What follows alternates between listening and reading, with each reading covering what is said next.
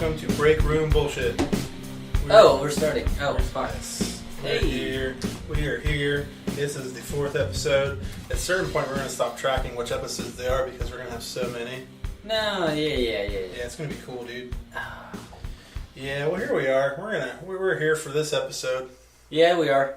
Yeah. This is a good start. This is a great start. This is a very professional start. Yeah, we just got done recording the Easter egg, and that's all we're going to say. There's an Easter egg. Oh, there's an Easter egg at the end. Stay tuned. See, okay, you weren't supposed to say at the end. I was going to tell them where. Why does it make a difference? Where would... Oh, I guess that's a good point. It could be a hidden track. Oh. No, they don't do those on these. Dude, I don't even know what that is. Someone was talking about one the other day, and I was like, I don't even know what that is. Am I that young? Yeah. They were like, it's a 90s thing. I was like, I was 6 by the time the 90s ended, so I don't know what to tell you. I'm old. I was going to say something just then, I forgot what it was. Dude, did I tell you about that? I told you about that Star Trek podcast that I hate, right?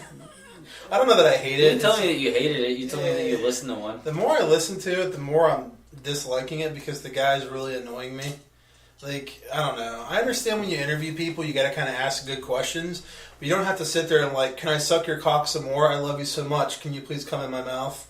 Yeah. Not a visitor. Will you please sit on my face? Fucking, after I saw Suicide Squad, when I listened to Kevin Smith's podcast, you listened to that one too, right? Yeah, it was bad. That was, dude, he was just... I think we mentioned that, blowing David Ayer's dick about what a great job he did. And the movie was... You guys know our opinion on the movie because you guys we loved it. It was a movie. You guys love us so much. You listen to all of our episodes. Yeah, we're up to 32 followers now. Probably 6 of them are real people. That's on Twitter. Yeah, on How Twitter. many on SoundCloud?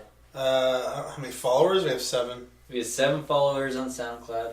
Thanks, guys. We appreciate your follows. We do. Make sure you spread the word. I'm just curious how many of our listeners are like the same person who doesn't know how to work their device, clicking it over and over and over and over again repeatedly. Yeah, I like to imagine that it's just us listening to it to see, or clicking on it to see how many listens we have, and it goes up every time. Well, you guys should follow us on Twitter. Our Twitter is @BreakroomBS1. That's @BreakroomBS, the number 1. Follow us on there. Give us comments.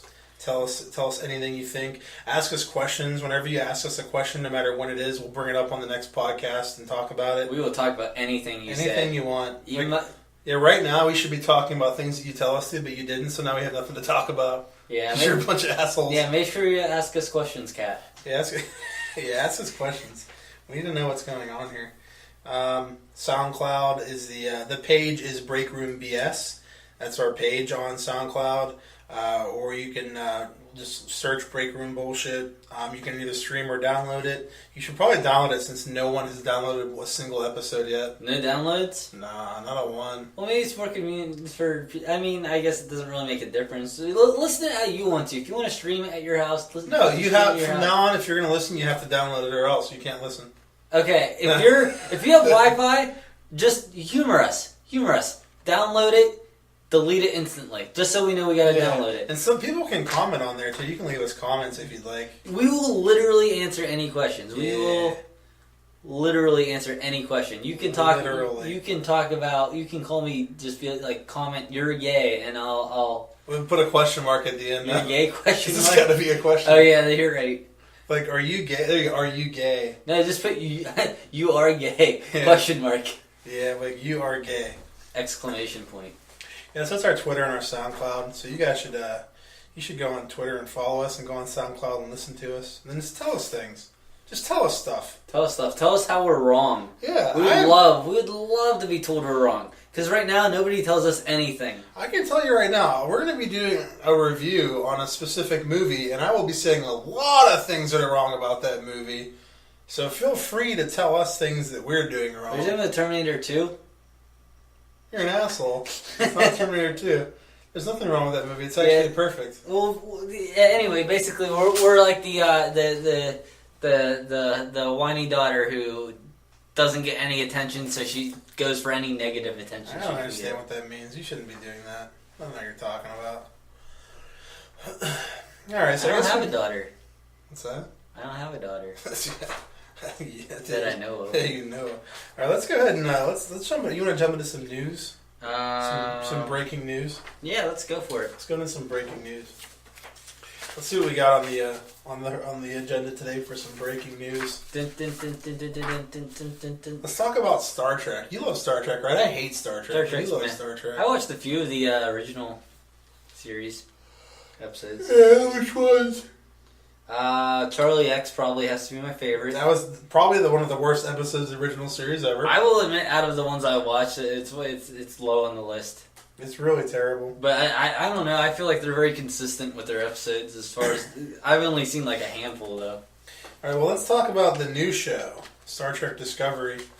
What's that? The new show... I've never heard of that. There have been details revealed by the showrunner Brian Fuller. He told Ain't It Cool News that the female lead, a lieutenant commander aboard the title ship, will be referred to as Number One, with her real name to be revealed towards the end of season 1. That sounds kind of dumb. I don't understand why. So you're not going to know her name the entire thing? That seems kind of stupid in my opinion. But, I guess it depends on what they do. But, yeah. It seems kind of silly to me. I can't imagine anything cool being done with that. You can't imagine anything cool? Being done with her name not being revealed? Yeah. Oh, what if the name's not revealed because she's related to someone from a previous series? That's a good idea. Maybe it's Benjamin Sisko's mom. What? Wait, never mind. Benjamin Sisko's mom was a prophet. That doesn't make any sense. Maybe she's related. That'd be pretty... I didn't think of that's a good call. Mm-hmm. You're smart, Gable. Yeah. You're better than Brian Fuller. You should be doing this show.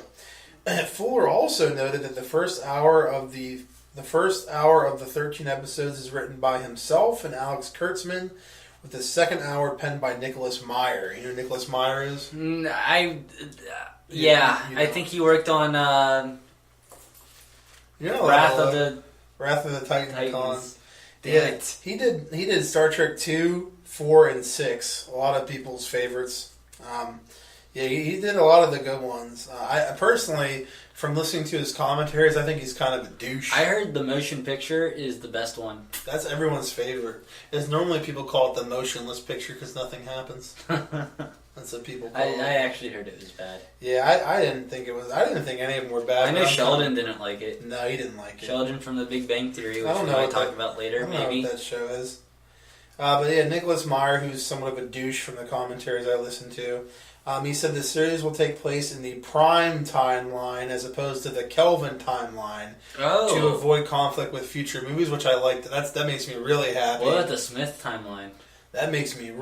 that is the Prime timeline. That is the Smith. That's the only one I acknowledge because that makes me really fucking happy. You know what that even means? No. Explain it. The Prime timeline is the Star Trek timeline that everyone followed in all the series of movies. Main canon. Until the remake happened and they split off and made a new timeline, which is called the Kelvin timeline. So they're saying this series is going to take place in the original timeline, which makes me very happy. So that's pretty cool. I like to hear that. And production starts in Toronto in September. So that's starting this month. So clearly they have a lot more known about. They're not telling us yet. Because they're already starting production now. Yeah, that should be cool. I probably am not going to watch it based on... Okay. Well, it's only because how it's being broadcasted. I mean, you can watch it somewhere. I guess. Probably. Let's talk about our next article here. This made you really happy when you saw it. Oh, dude, when I saw it, I also got really happy. There's a pun on what we just said. Happy being the keyword. Oh, fuck. Damn. You're good. Puns. We got jokes. I thought of that on purpose. We got jokes. No, we don't. Robert Downey Jr.'s Tony Stark will have a familiar face from the Iron Man movies with him when he appears in Spider-Man Homecoming, as Variety reports that Jon Favreau will reprise the role of Happy Hogan. That's pretty badass. Yeah, I'm really excited. He wasn't in 3, right? Yeah, I was just going to say, I don't think he was in 3, which kind of... Was he? I think... Didn't he go... Yeah, he went to the hospital. Only a little bit. Didn't he end up in the hospital because of the bombing in the beginning of 3? Yes. Yeah, yes. He was in 3. He did not direct 3, though. No, he didn't direct 3. He did not direct 3. That's a shame. That was the shame. That's too bad. He probably should have done that. He's one of my favorite non-superhero characters in that Marvel U. Yeah, I like him. Yeah. Okay, I don't know why you call it Marvel U. That's just weird. All right, let's move on here to the MCU. Let's talk. This is a little snippet of news about Guardians of the Galaxy Volume 2. Specifically the Groot script. Have you heard about this? This is the one where you told me that he got jerked off on. I believe you. Yeah, no, Vin Diesel jerked off on someone. Okay. Vin Diesel, you hear about this whole shit with Vin Diesel and The Rock? Yeah, I didn't really understand it. Apparently, The Rock and Vin Diesel got into some fucking fight or something about the Vin Diesel's like direction on The Rock's character, and it didn't get resolved, and it was a big problem. And now I'm reading apparently that they're saying it's just a fucking angle because The Rock had the idea of him and Vin Diesel having a match at WrestleMania to promote their new movie. So it's just not even real. Vin Diesel's going to be fighting The Rock in a wrestling match. I doubt that. I mean, it could happen. They have celebrities fighting matches all the time. Really? Yeah. Dude, Stephen Amell was in a match against Goldust, the guy that plays Arrow. I do remember hearing about that. I was gonna say it didn't sound. I don't think it will happen. I think it's fucking just for promotion. Bullshit rumor. But anyway, it's just as good as having them on there as having a rumor about them being on there. Pretty much. It's publicity. I can't say that word. Fuck off. Regarding Diesel's character Groot, Gunn also revealed there is a special version of this. This is pretty cool. There's a special version of the script for the actor Vin Diesel. This is the special Groot version of the script that only Vin Diesel and I have, where every Groot line is printed in English instead of Groot, so Vin will know what the various I am Groots mean. I love putting this thing together. Oh, that's interesting. Yeah, I think that's pretty cool. I wonder how much that would fucking go for. So for the first one, he did not know what they meant? I don't know if he did or not. He's just saying for this one, there is a specific script. They didn't mention the first one. Okay. I'm kind of curious what they did for the first one. He did say, I love putting this thing together, so maybe he did do it previously. What do we got next here? Oh, this is the winner right here. This is a real winner right here. I was not... All right. Yeah, go for it. Marvel Entertainment and ABC Studios are developing a new Warriors comedy series that would put the spotlight on Squirrel Girl. Squirrel Girl. The outlet says that Marvel and ABC Studios are shopping the property around to cable and streaming outlets. Squirrel Girl. Yeah, I know nothing about Squirrel Girl other than she sounds fucking retarded and looks fucking stupid. No offense to retarded or stupid people out there. I personally don't get the fascination with her. I don't think she's targeted towards us, though, as a demographic. I can agree with that. But yeah, I mean, she's really popular. She has the Funkos out there, the Funko Pops. She has T-shirts. She has the publicity. She has the publicity to go as far as she wants in this world. She's probably about as popular as Deadpool was before they announced that he was becoming a movie. I don't think so. You don't? No. I've never heard of her. I fucking heard of Deadpool long before they announced the movie. I did not. Really? Mm-hmm. I mean, it might be because my one buddy loves Deadpool, but no, I heard of him before that too. I don't know. Well, anyway, Squirrel Girl, who first appeared in Marvel Superheroes Volume 2, Number 8, has been in the news lately as Pitch Perfect franchise star Anna Kendrick recently told Net-a-Porter, "My brother sent me a Squirrel Girl comic because he thinks I should play her. I don't know what Squirrel Girl does other than be half squirrel, but I can be half squirrel." And that just pissed me off. I was like, I hate you, Anna Kendrick. What a stupid fucking thing to say. I read a few of the issues. It didn't sound something stupid like what Squirrel Girl would actually say. And then her little squirrel would go chick chick chick chick. Okay, that's enough. Yeah. What does this mean whenever they do these little fucking bracket things here? Because he thinks he should play her. I think it's not said, but it's implied. Like he said, my brother sent me a Squirrel Girl comic because he thinks I should. Who talks like that? Should what? Play her. Meaning like... but who talks like that? I don't think anyone says play her. Why wouldn't she say play her? I think it was more for a translation from... Not translation, so she's sitting here like, you're interviewing me, and I'm like, hey, in case Gable, you were stupid enough to not figure out what... I should. But he is implying what he should do. I don't think... It sounds like she's saying an incomplete thought by just ending it with should. I think they were previously talking about something, but since you don't have the former, the prior statement. So the prior statement was something like, "Hey, do you think you could play her?" And they're like, "Well, my brother sent me a Squirrel Girl comic because he thinks I should." Yeah. Okay. Well, why don't they put the previous sentence in there? They don't. Well, that makes them not have to. Well, that's dumb. I'm sorry. I don't like you. No, I'm sorry. I don't like Porternet. I don't like myself either. I don't like Net-a-Porter. I have low self-esteem. Do you? You know what helps low self-esteem? Yes. I do, but I don't care about it. You know what helps? You know what helps low self-esteem? Bullying people that are smaller than you. That's a good idea. I should just take out my frustration on the smallest person I see. Were you ever bullied in school? Look, I have blood on my knuckles to prove that I bully people. That's because you hit your hand on a fucking tampon or something. I hit it on the wall. Did you ever I had to leave work to get shit for it. Did you ever get bullied at school? You're such a fucking idiot. You're such a fucking idiot. His line of I had to leave work to get stuff for it is a little inside thing that he threw on here. We're not going to get into it. If someone wants to private message us and ask us why, perhaps we will, just because we're so excited that someone wants to fucking talk to us. Yeah. But did you ever get bullied in school, Gable? I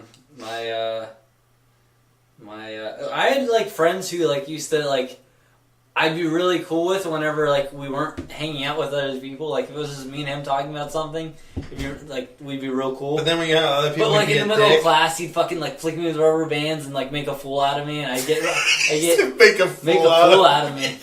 Dude, like I fucking make a fool out of I fucking got flicked it. He used to flick me in the back of the neck with a rubber band, and I jerked my neck so hard because I wasn't expecting it that I hit my tooth off.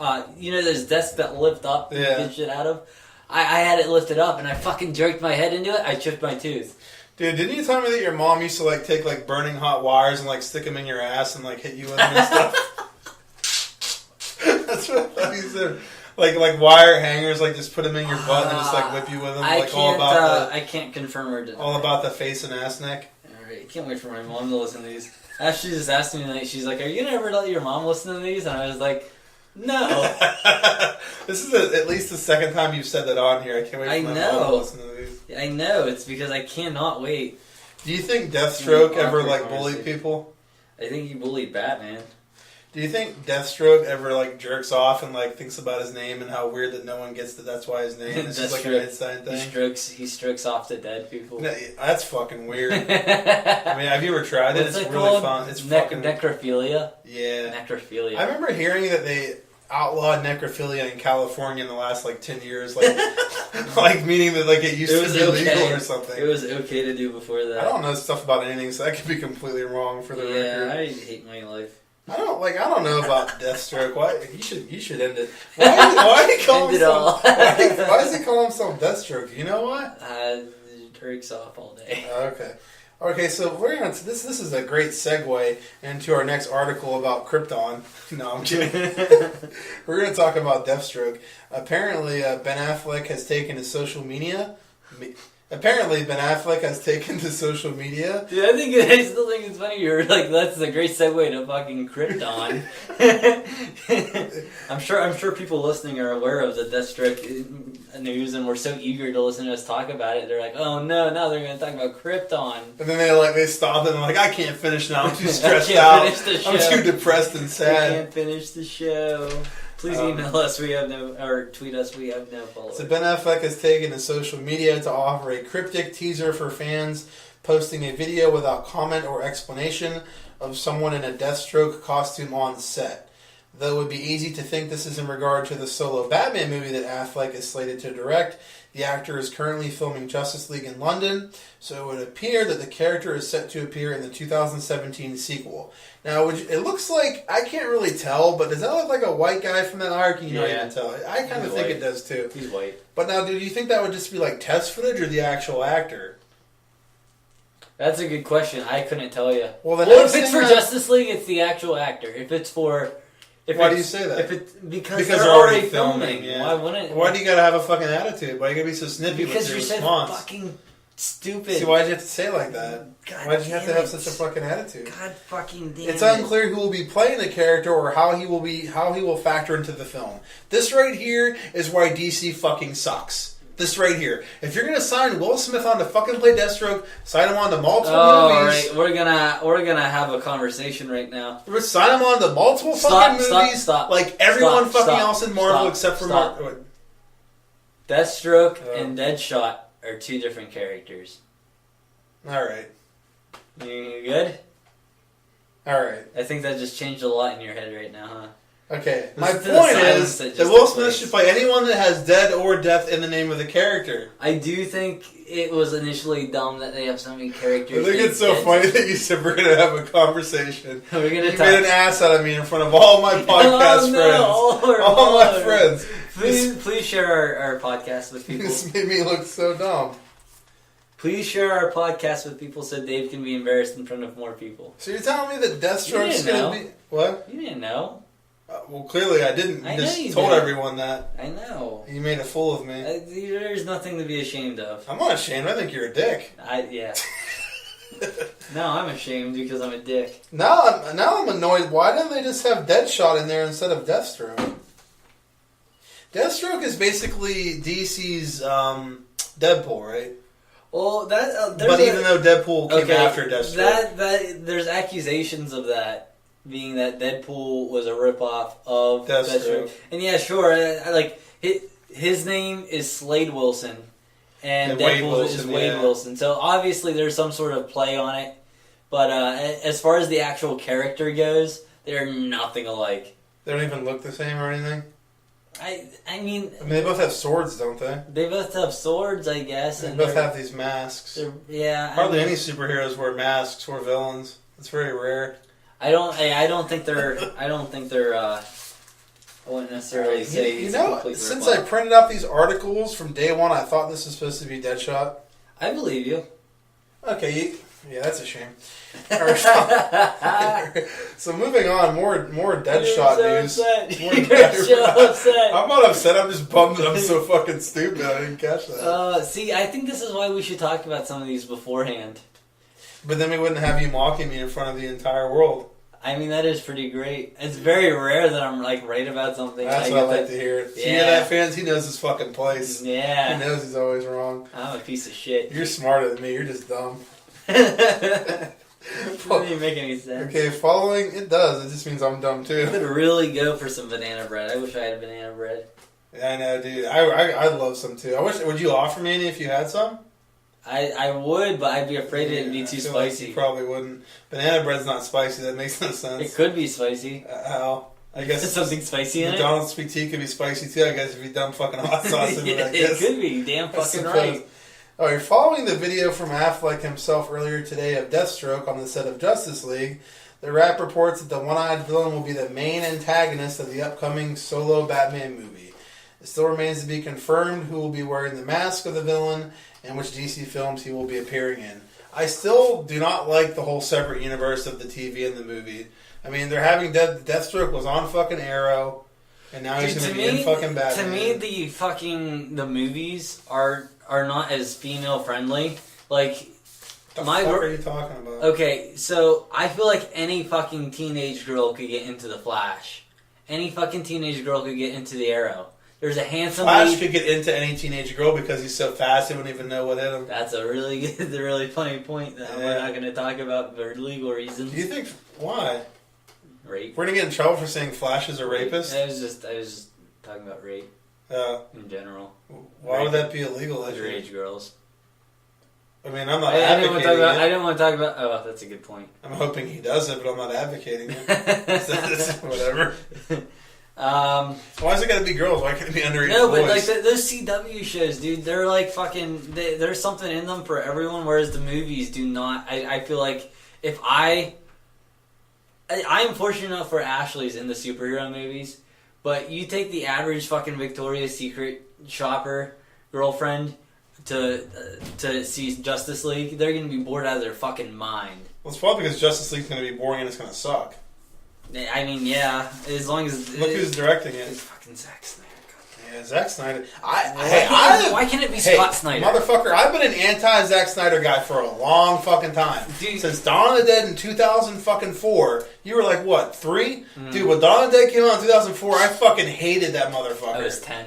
Whenever I was listening to the commentary, okay, on Dawn of the Dead, this stunt woman is in the bathroom and takes a bump. She takes a fall, and he goes, man, she was a rock star. She was such a rock star. And I'm like, I fucking hate you, Zack Snyder. Not only are you a terrible director... The only thing I ever liked that he did was Watchmen. I liked Watchmen a lot. I don't think he's done anything good. You didn't like Watchmen? I thought Watchmen was maybe tolerable if that. Can we do a retro on that? Yeah, I haven't watched it in a long time. We can do that. I have it if you want to borrow it. That's do you have it? Gonna happen. We gotta get you fucking Blair Witch still. Yeah. I think we're doing that next week if I'm able to get a hold of a copy for next week. Well, we have to because the week after is the movie we're gonna review. That's the reason I timed it that way. Yeah. Well, so that works out We'll then. see what happens. What were we even talking about? We were talking about Zack Snyder and the Justice League. Oh, yeah. And, we were talking about the CW shows being separate. Oh, yeah. Well, here's the thing with the CW shows. Like, I feel like the reason that any teenage girl can watch them is because there's a bunch of fucking stupid drama in them. Yeah, exactly. They're shows that are targeted for teenagers. It's the same fucking channel that had, like... I think Dawson's, they had, like... Was the Dawson on there? I think so. The fucking Dawson. I think they had, like, One Tree Hill and shit on there. Don't quote me on that because I did not watch these shows. But these are shows that were targeted What about towards... Charmed? I don't even know what that is. There's some hot sluts in that show. That's Alyssa good. Milano was in that. She's fucking Was hot. Dark Angel in that? No, Dark Angel was not in that. I'd like to be in Dark Angel. Yeah, me too. I love Jessica Alba. I want to do things to her. Okay, let's move on to the news. Let's start with the news now.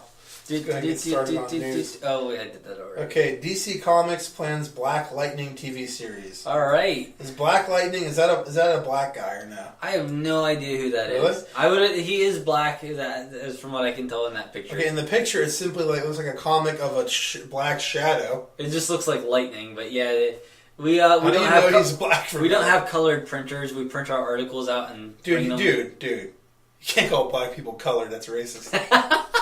That's what my grandma used to say. It's funny because we're talking about printers. Yeah, I think it's funny that, like, I think I talked about this at work today or the other day. I think, like, old people who, like, they act like they're not racist, but they're like, hey, look at that colored fellow. And I'm like, Grandma. She's like, isn't that colored fellow so cute with that cotton in his hands? I'm like, Grandma. Wait, That's where are you not seeing right. these black people with cotton in their hand? They were at Walmart buying cotton balls. Oh, that's funny. I mean, it happens. But I guess they gotta get their cotton somehow. Yeah. I mean, don't get me wrong, I love my grandma. But, no, it was just funny. I mean, that's how a lot of old people are. Were they selecting which one? Were they choosing? What exactly were they doing with it? They were kind of picking them off the shelf. Oh, okay. What's wrong with you? Why would you say that? Do you want a list of what's wrong with you? You're an asshole. That was funny. I love black people. I do too. Some of my best. That's not true. Oh. You don't have any black friends. I don't have any friends. That's true. You can't see you're racist. You're just lonely.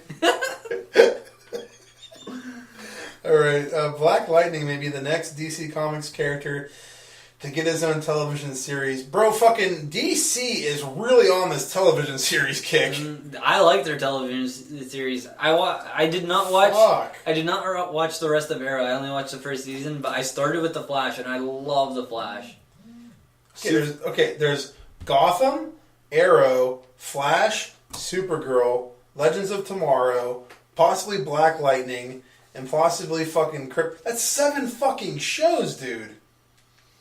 Yeah, dude. That's a lot! Yeah, dude, I want to watch Supergirl, but from what I hear, it's just like Superman stories. That's another thing I think is dumb. There's Superman's in this show. Gender swapped. How is your biggest fucking superhero in your fucking cinematic universe on a fucking TV show played by someone else?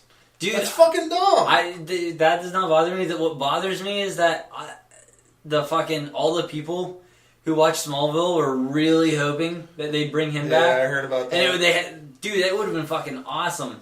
His, I guess he had another show he was planning on doing that he did a pilot for, but that show fell through. One Tree Hill? No, but that fell through. So he's fucking open to do that. But I don't know why they couldn't get him to sign on for being Superman. That would be really cool and a really nice tribute or thing for the fans. How old is Supergirl in this series? She looks like she's about 25. How are her titties? I have not watched the series yet. I cannot tell you. Well, anyway, you interrupted me 12 times, so I'm trying to report this. Black Lightning. Black Lightning is good. Deadline reports that a Black Lightning TV series is in the planning stages and is currently looking for a small screen home. Do you know anything about Black Lightning? No. I know a show that used to be called Static Shock. Do you remember that show by any chance? No. It sounds similar to that. I don't think he was... I think he got picked up by DC at some point. I'm going to read some information on Black Lightning. The story behind that. Black Lightning, created by Tony Isabella and Trevor Bundy, made his first appearance in 1976 Black Lightning #1. The story follows Jefferson Pierce, a former Olympian who was secretly born with the ability to create and manipulate electromagnetic fields. Although he had abandoned his hometown in Metropolis, his suicide slum after the murder of his father, Pierce returns there with his wife and daughter taking a job as a high school principal. It is after losing one of his students to the gang violence that threatens the city that Pierce decided to take advantage of his powers. Adopting the identity of Black Lightning, he becomes a costume superhero, goes on to serve as a team member of both the Outsiders and the Justice League. Okay, that's all we need to know about Black Lightning. That was, I didn't care for any of that. How impressive was that I read all that? You're like Busta Rhymes. Dude, I talked fast. I only fucked up like once in the beginning, really. Really? Man, I'm really good. Notice. I'm really good at talking fast. Okay, let's talk about Krypton, another DC series now. Yeah, oh boy. And they're all over the place. This one's on Sci-Fi. Yeah. I think Sci-Fi had more interest in that than vice versa. Yeah, Krypton is the Sci-Fi original version of like the DC TV shows, like the shitty one. Oh, I can't wait to see the awful fucking CG. The Superman prequel series set 2 generations before the destruction of the. Did you ever watch Snow Spiders on Sci-Fi? Man Steel's home planet. Did you? The Krypton series. Did you? The Krypton series will follow Superman's grandfather, whose house of L was ostracized and ashamed, as he fights to redeem his family's honor. This sounds dumb. I have no interest in watching this. What did you ask now? On Sci-Fi Network, I watched this movie called Snow Spiders. Snowden? That's not even out yet. Snow Spiders. Oh, that sounds awful. Did you ever hear of this? No. It was fucking awful. Really? It was, dude. Their CG is so bad. I could not imagine having. You say it was a series or a movie? I think it was a movie. So you're saying there was a bad movie that aired on the Sci-Fi Channel with bad effects? I don't want to watch anything on the Sci-Fi Network. Shocking. Didn't they have Magicians or some show called Magicians or something last year? Shocking. Probably. Yeah, the trailer looked good because there was like this like naked bitch like floating in the air. Yeah, you piqued my interest. It made me interested. I watched the first episode and I was like, "There's way too much boring stuff with clothes happening." Fuck, man. You ever feel like you just fell asleep and woke up and someone just fucked your asshole and you're just like, "What happened?" I've actually went to one of these like gay clubs and then woke up the next morning with a hurt asshole. Let's just thank the fact that you actually woke up after going to the gay club. Oh boy, that's not right. Oh boy, moving on. It was funny. All right, it was funny. All right, all I'm gonna say is be weary of butt wipes because I may or may not be able to confirm that they will give you itchy butthole syndrome. I think the issue is you rely too much on. We just talked to someone else today that he used toilet paper and then used the butt wipe in his butthole. I don't think he does it right. You think he just had a dirty butthole? Maybe he's gay. It could be. You think he just had a dirty butthole? No. Okay. Okay, let's move on to the next one. This made me real. Okay, this was actually funny.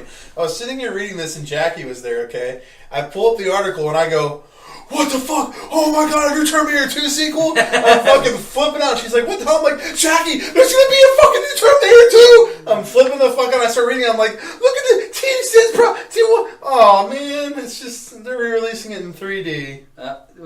Yeah, that didn't make sense. They're gonna redo Terminator 2. After I read it, I thought, realize well, no, because they were making a sequel to Aliens. Maybe they're making a sequel to Terminator 2. I gotcha. That's what I was thinking. They were realigning the canon.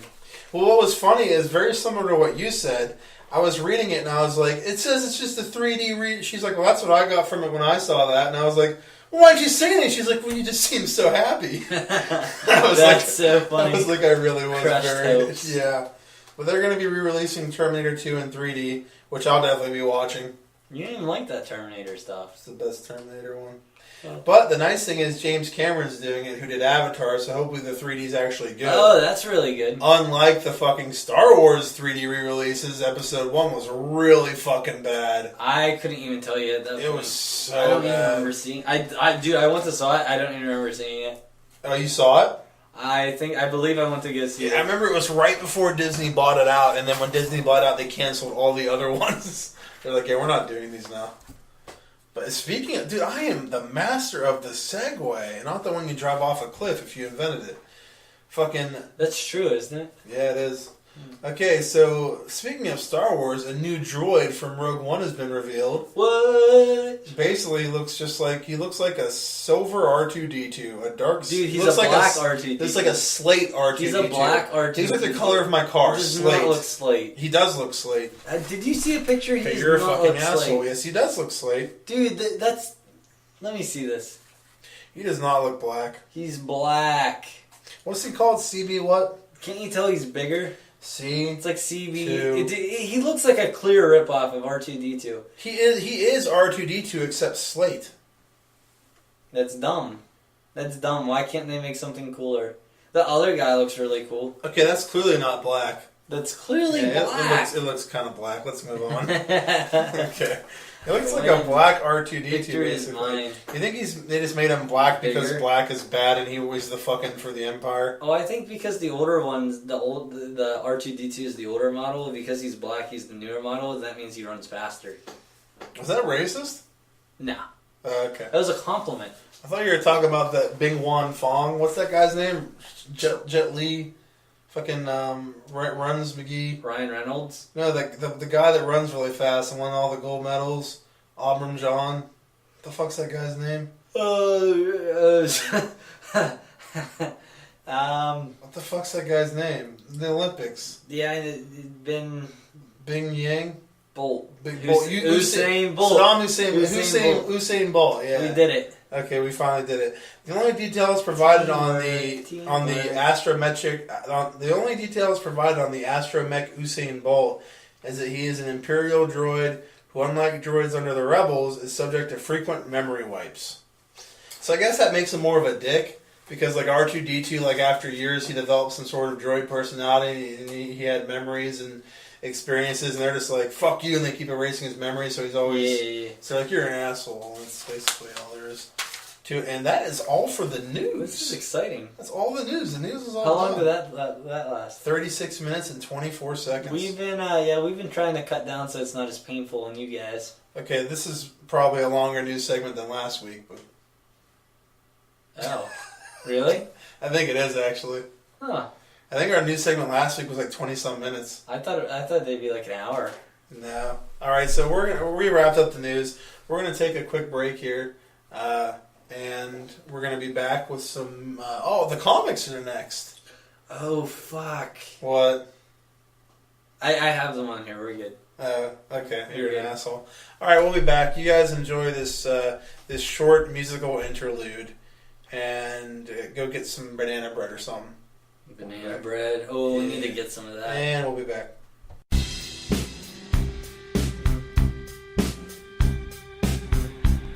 And we're back with the next segment. And now Gable's closer to the microphone for some reason. He did it. He did it. Alright, time for my half-assed comic reviews. Yeah. Why is it half-assed? Because you're not really a huge comic book fan. That's right. That's not what I meant.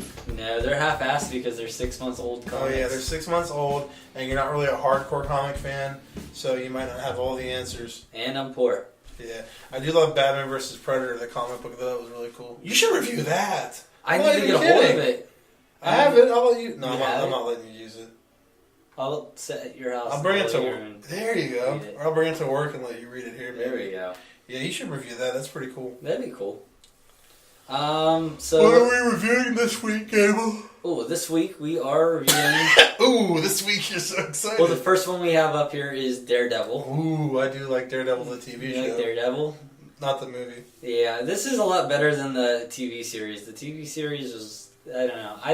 In my opinion, I did not like the TV series. I got bored by it. No, but you said you liked the first season. The first season was okay, but then the second season... I thought the first season was amazing. Second season with John Bernthal, like whenever he was like doing Punisher. The first half of the second season was amazing. Yes, and then I got bored midway through the season. I was like, I don't even want to watch this anymore, and I stopped watching it. I think the key to knowing if this comic's gonna be good is does Ben Affleck play Daredevil or does Charlie Cox play? It's Charlie Cox. Oh, really? Yeah. They drew him on there. Oh. Wait, really? No. Oh. Yeah. Well, with this Daredevil that they're doing now, he's a offense attorney. He's no longer a defense attorney, and he's been known for being a defense attorney.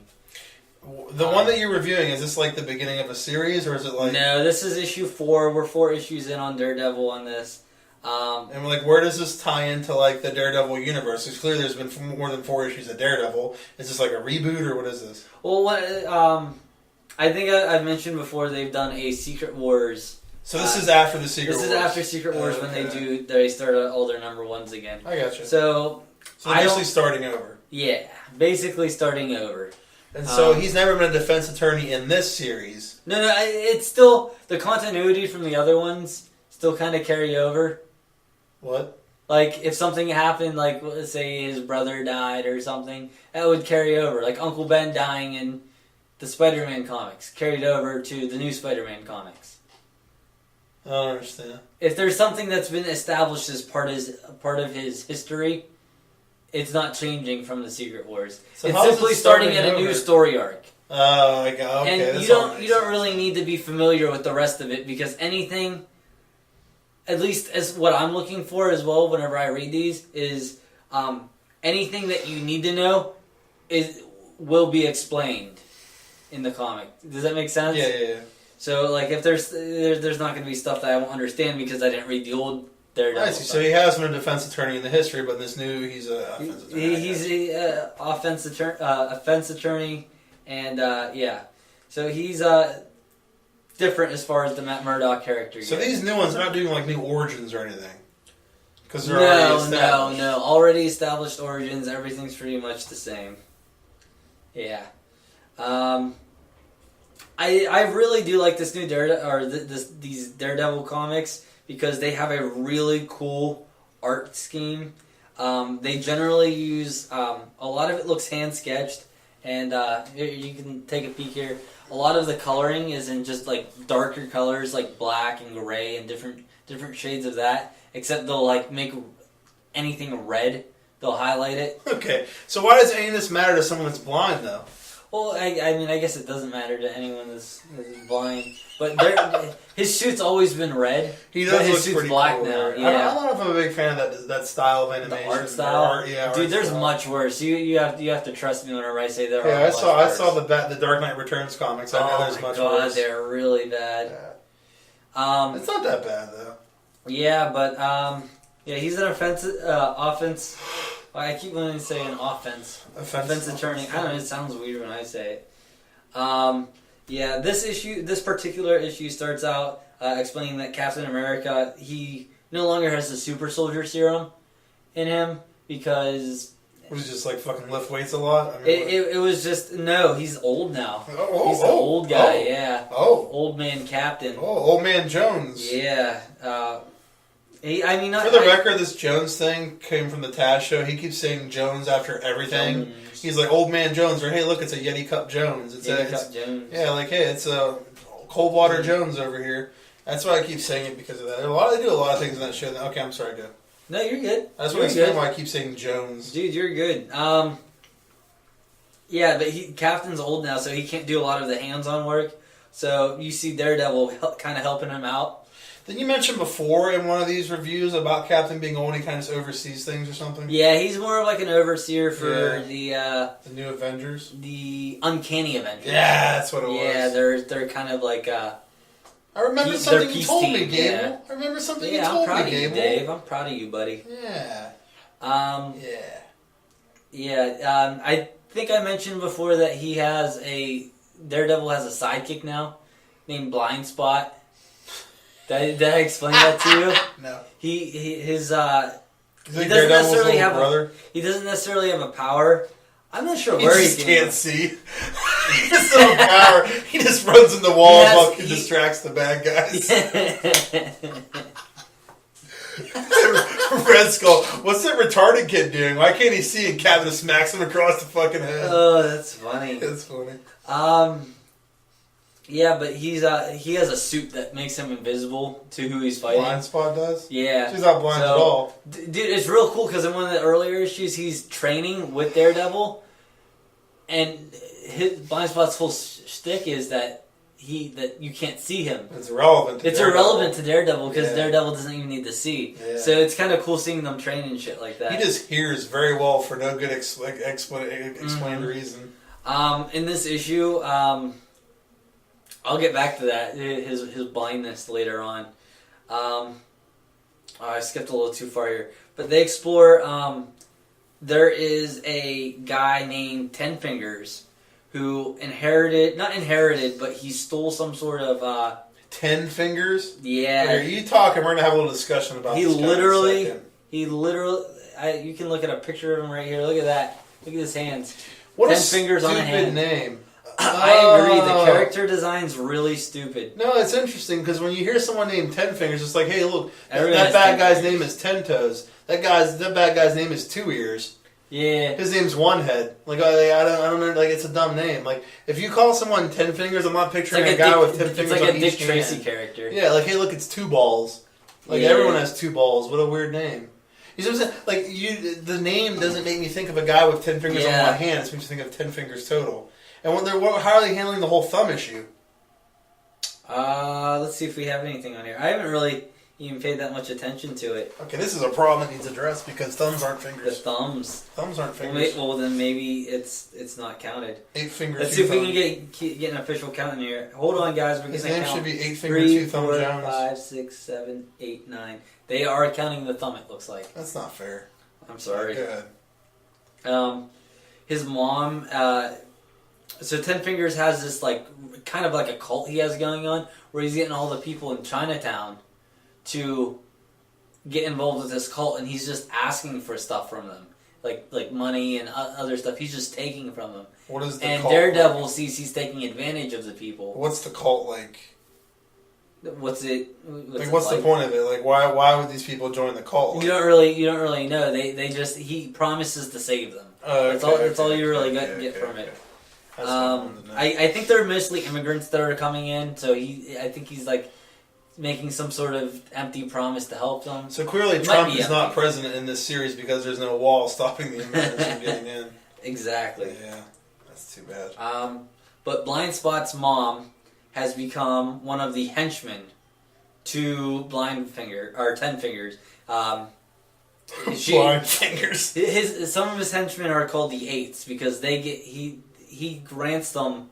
I don't know how. I didn't see this explained, but he somehow grants them an extra set of fingers, so they have 8 fingers. Yeah. That's so retarded. Dude, I do not like this villain design at all. I don't like his henchman design. I don't like anything about this villain that's going on. He sounds dumb. I do like how they are writing the story, though. It is a really dramatic, very dramatic. Has the same tone as the TV series. So if you are interested in the TV series, this is definitely a good comic to check out if you're into... if you have the Marvel Unlimited, or if you're just looking to pick up some. If you like the Daredevil TV series? Yeah. No, I'm sorry, but if you have 10 fingers, what do you think it's like when he jerks off? That'd be. You think it's like doubly great? Well, what if he has a?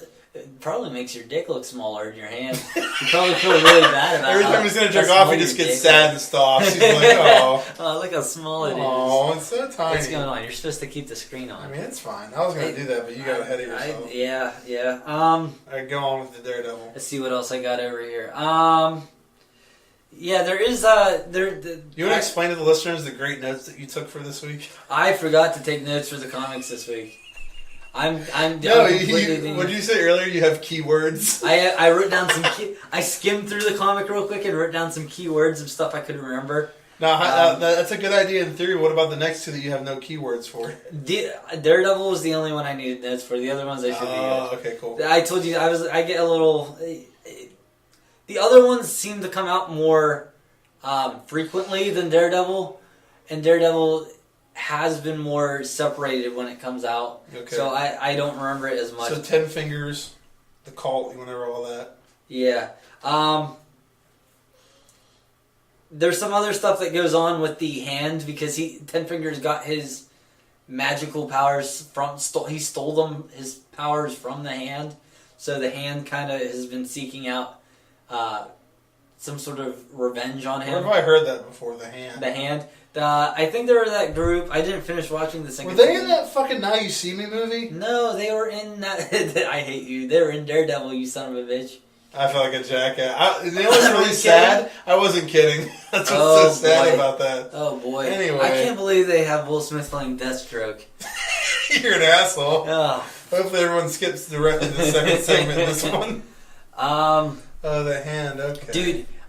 It's real funny. There's a scene in here where Daredevil's going through the building, and there's a bomb. Word? There's a bomb in the building, and Captain does not know that Daredevil is blind, and he's like, "You need." How does he not know that? He's like, "You need to cut the green wire," and then Daredevil's just like, "Fuck!" So he just runs after the guys who set the bomb and pull them back in and makes them cut it. Yeah. How does Captain America know Daredevil's blind? It's common knowledge. I guess they were kind of talking about in here. This goes along with the whole explaining to the new readers type thing, but it mentions that he's like, "Oh, I forgot Captain America doesn't know that I'm blind now," and I guess at some point he did figure out, but for some reason he made him forget. Oh.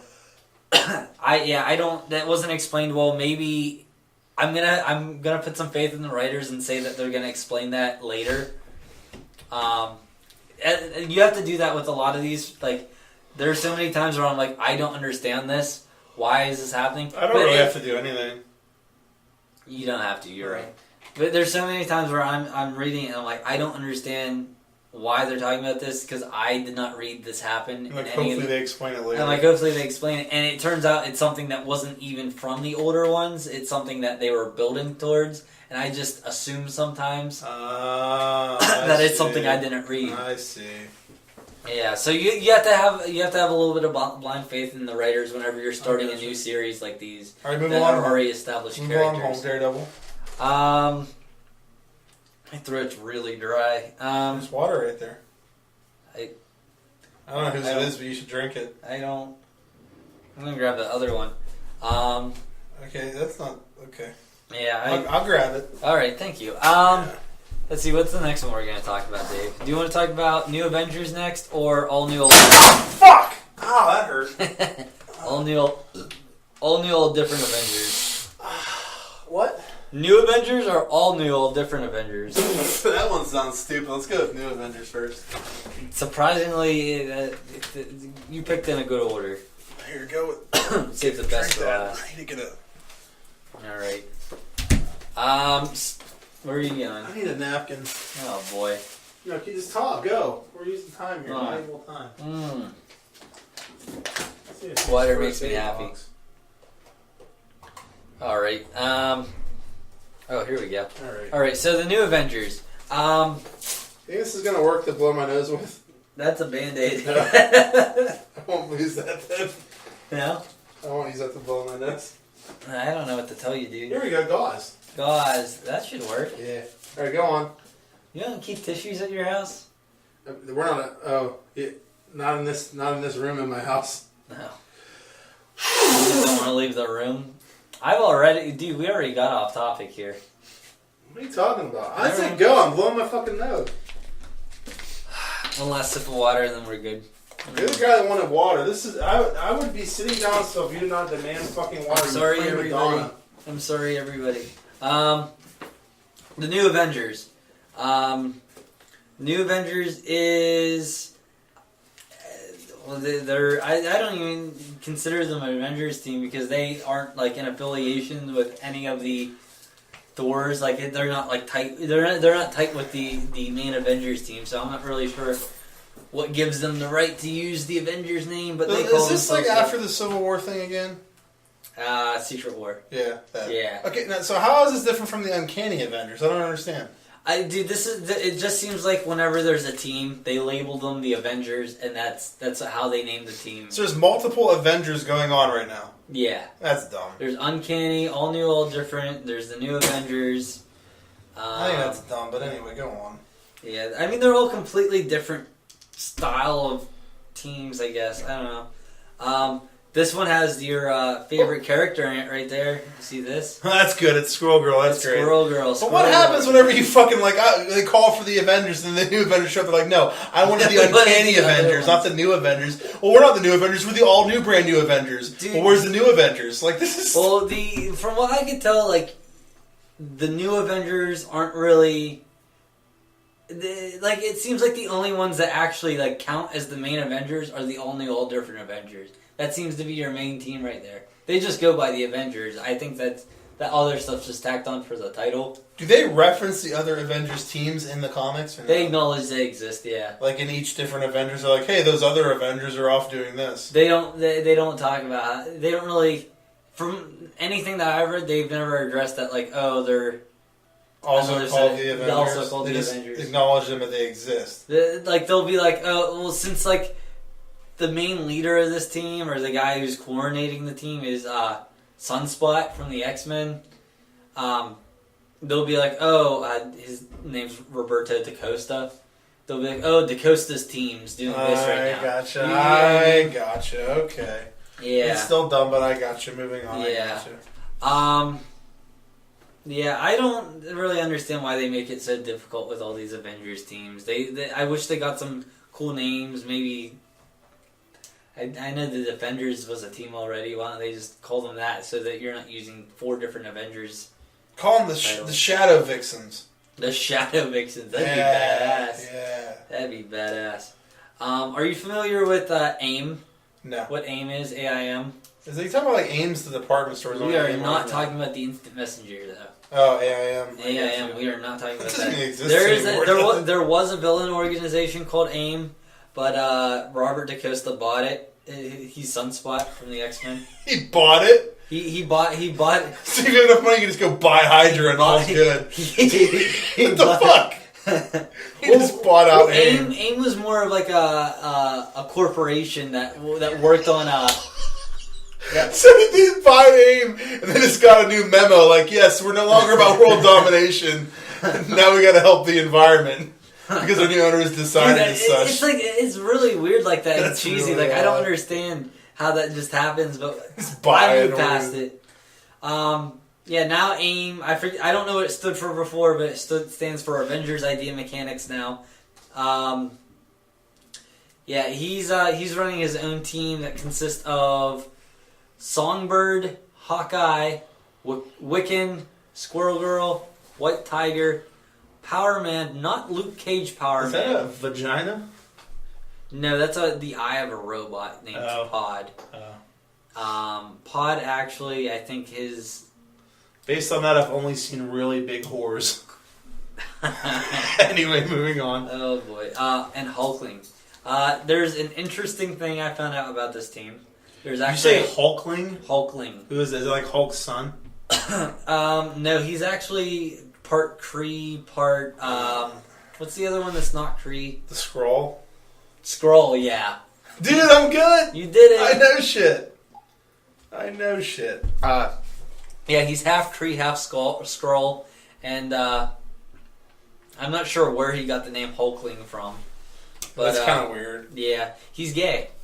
Okay. No issue with that. I mean, he's the not character a main was made gay? I have no idea. As long as the character was not turned gay, then I'm completely fine with it. I have no idea. I have no idea. He's also gay with Wiccan. So Wiccan's a guy? Yeah, Wiccan is a guy. I learned something about Wiccan the other day. In some sort of... What are you doing? No, I just gotta write something down. You have a pen? No. Continue. You learned something about Wiccan the other day. He originally was written as Scarlet Witch's and Vision's son, but there seems to be some sort of new backstory for him that was changed at some point in time. Okay. I have no idea when. It could have been during those Secret Wars things. Okay. Yeah, but my throat is really fucking dry. Come. In this particular issue, the team's been working with.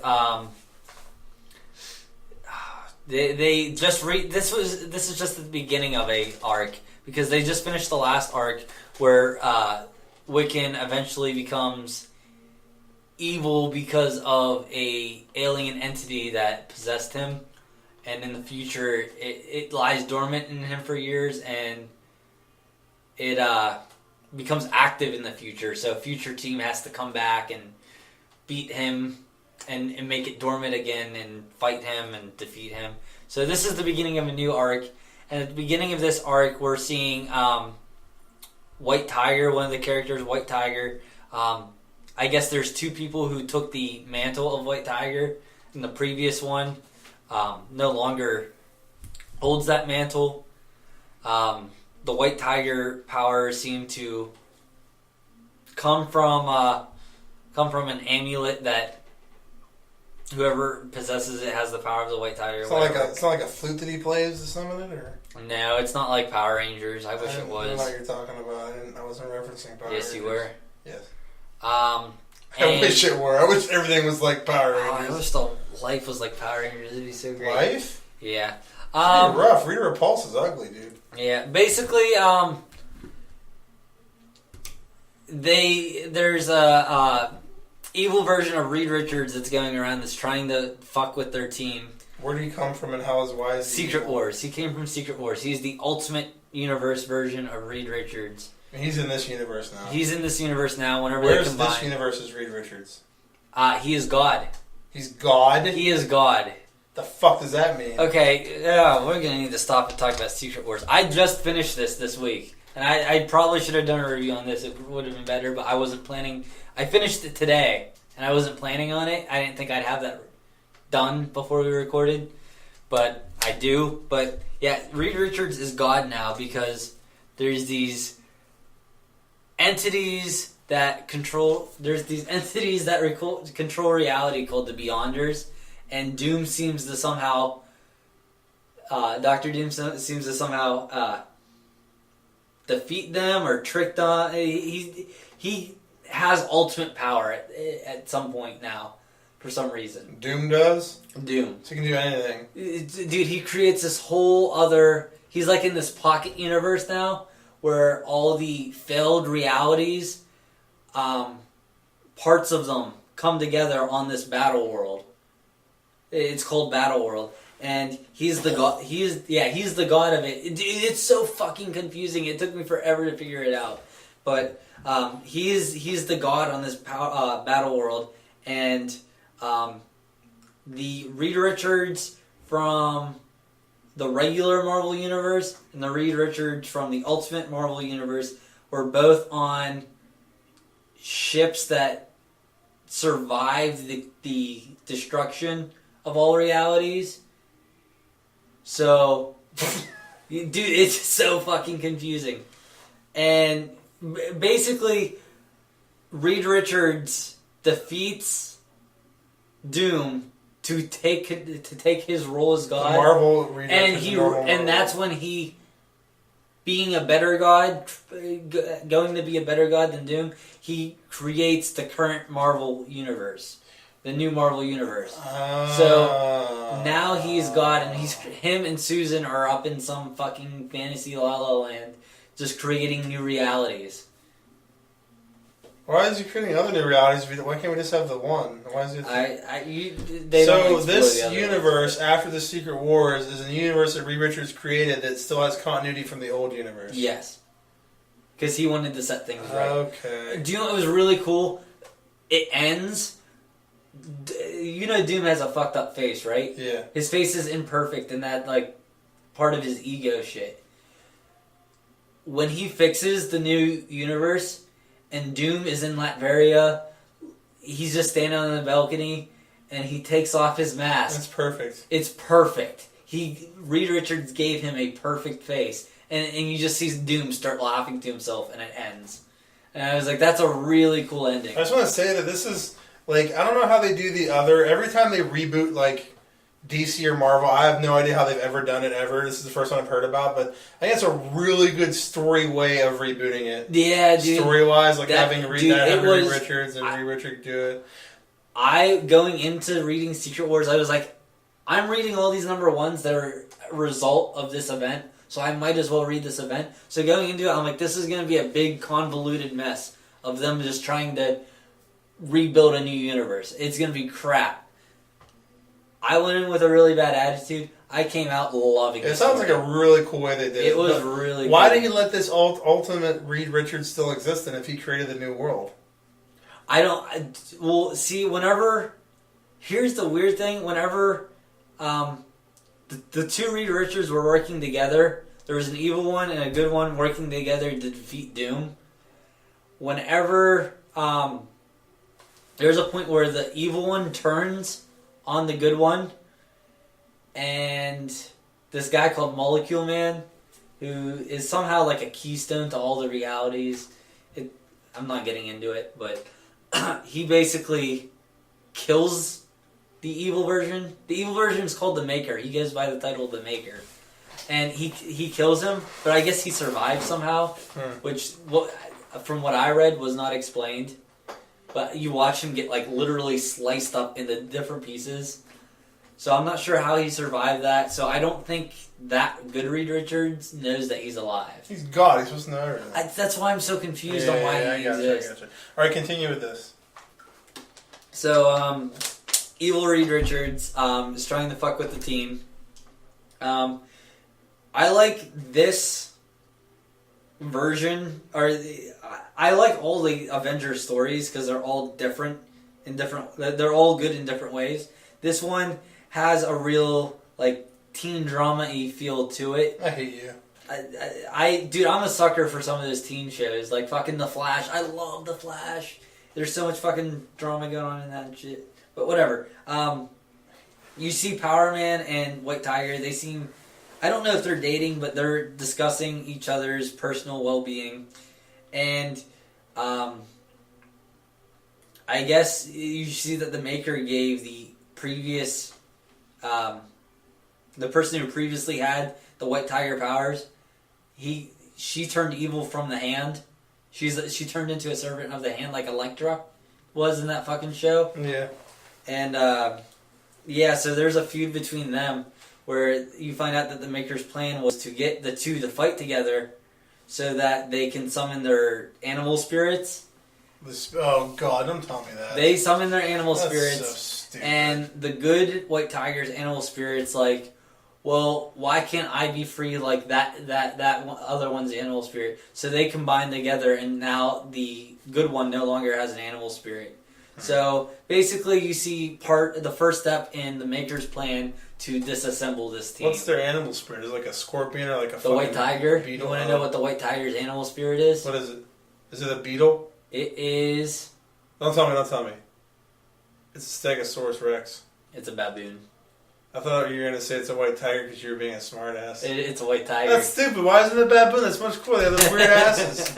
Those weird baboon asses. Yeah, but... I hate animal guides and spirit guides. I think that shit's so fucking dumb. Dude, we just did a review for Secret Wars within a review for... Yeah. Fucking... that's why we're only going to be doing this one and not another one.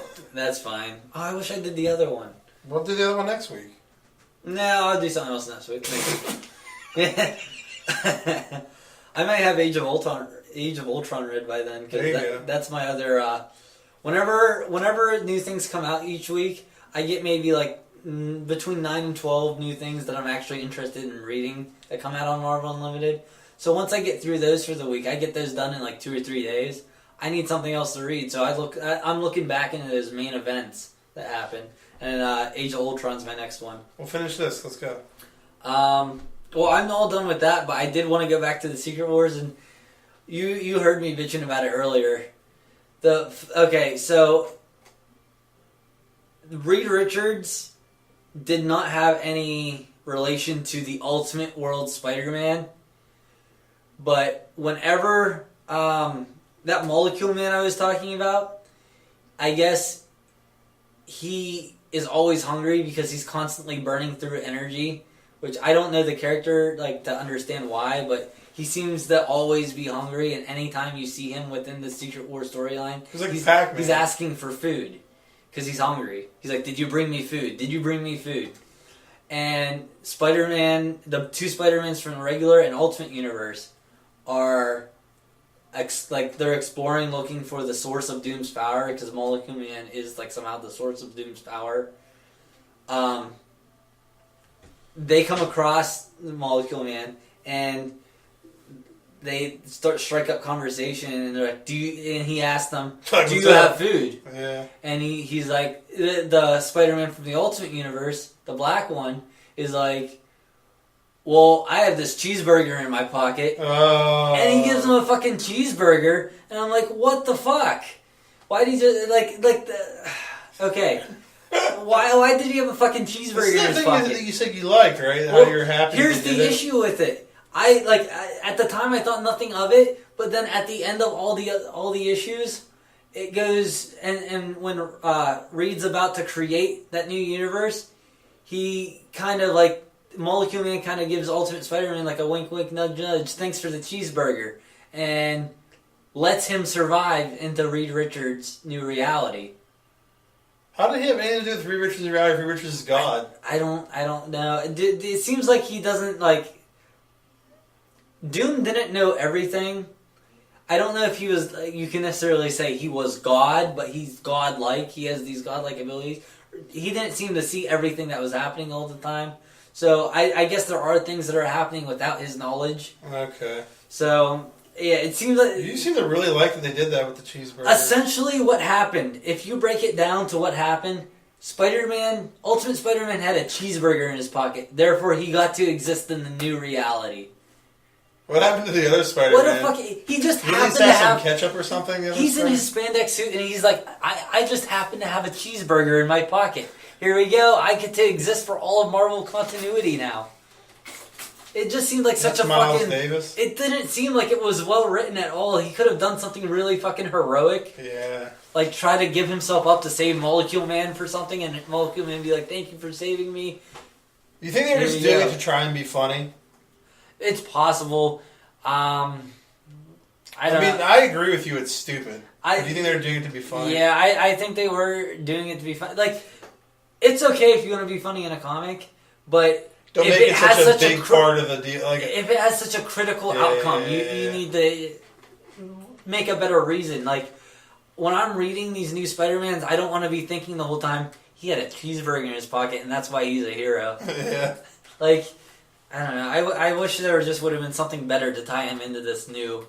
It sounds like they're trying to like promote like or get rid of childhood obesity. Like, hey, if you see a cheeseburger, get rid of it. Don't eat it. Don't eat it, kids. Don't be fat. You can survive in the new universe if you're not. It was funny. It was funny though. Whenever they gave him the cheeseburger, he's like, "You're giving him a 3-week-old cheeseburger right now," and he's like, "Oh shit!" And they just look at each other, and like the interaction they have with the cheeseburger is funny. Yeah. But when I find out what the outcome of giving him the cheeseburger is, I'm like, mad. I'm mad. I see. On that's a good way to end it. Gable's pissed off about the cheeseburger, the Black Spider-Man cheeseburger guy. I strongly recommend the Secret Wars thing. It takes place mostly in that battle world, and it's like all these different worlds combining. It's like a Elseworld type story. So when I first started reading it, I was like, what the fuck happened for this all to be going down? Alright, so that's Gable's comic review for this week. Why do you say it like you're like, oh, thank God it's over? You're having fun. I didn't say it like that you at learned all. all this new stuff. No, I said it like that because I'm sad that it's over. Yeah, I'm like, oh, well, sorry he wasn't entertaining, guys. So we're going to take a quick break and we'll be back with some movie reviews. Cool. Alright.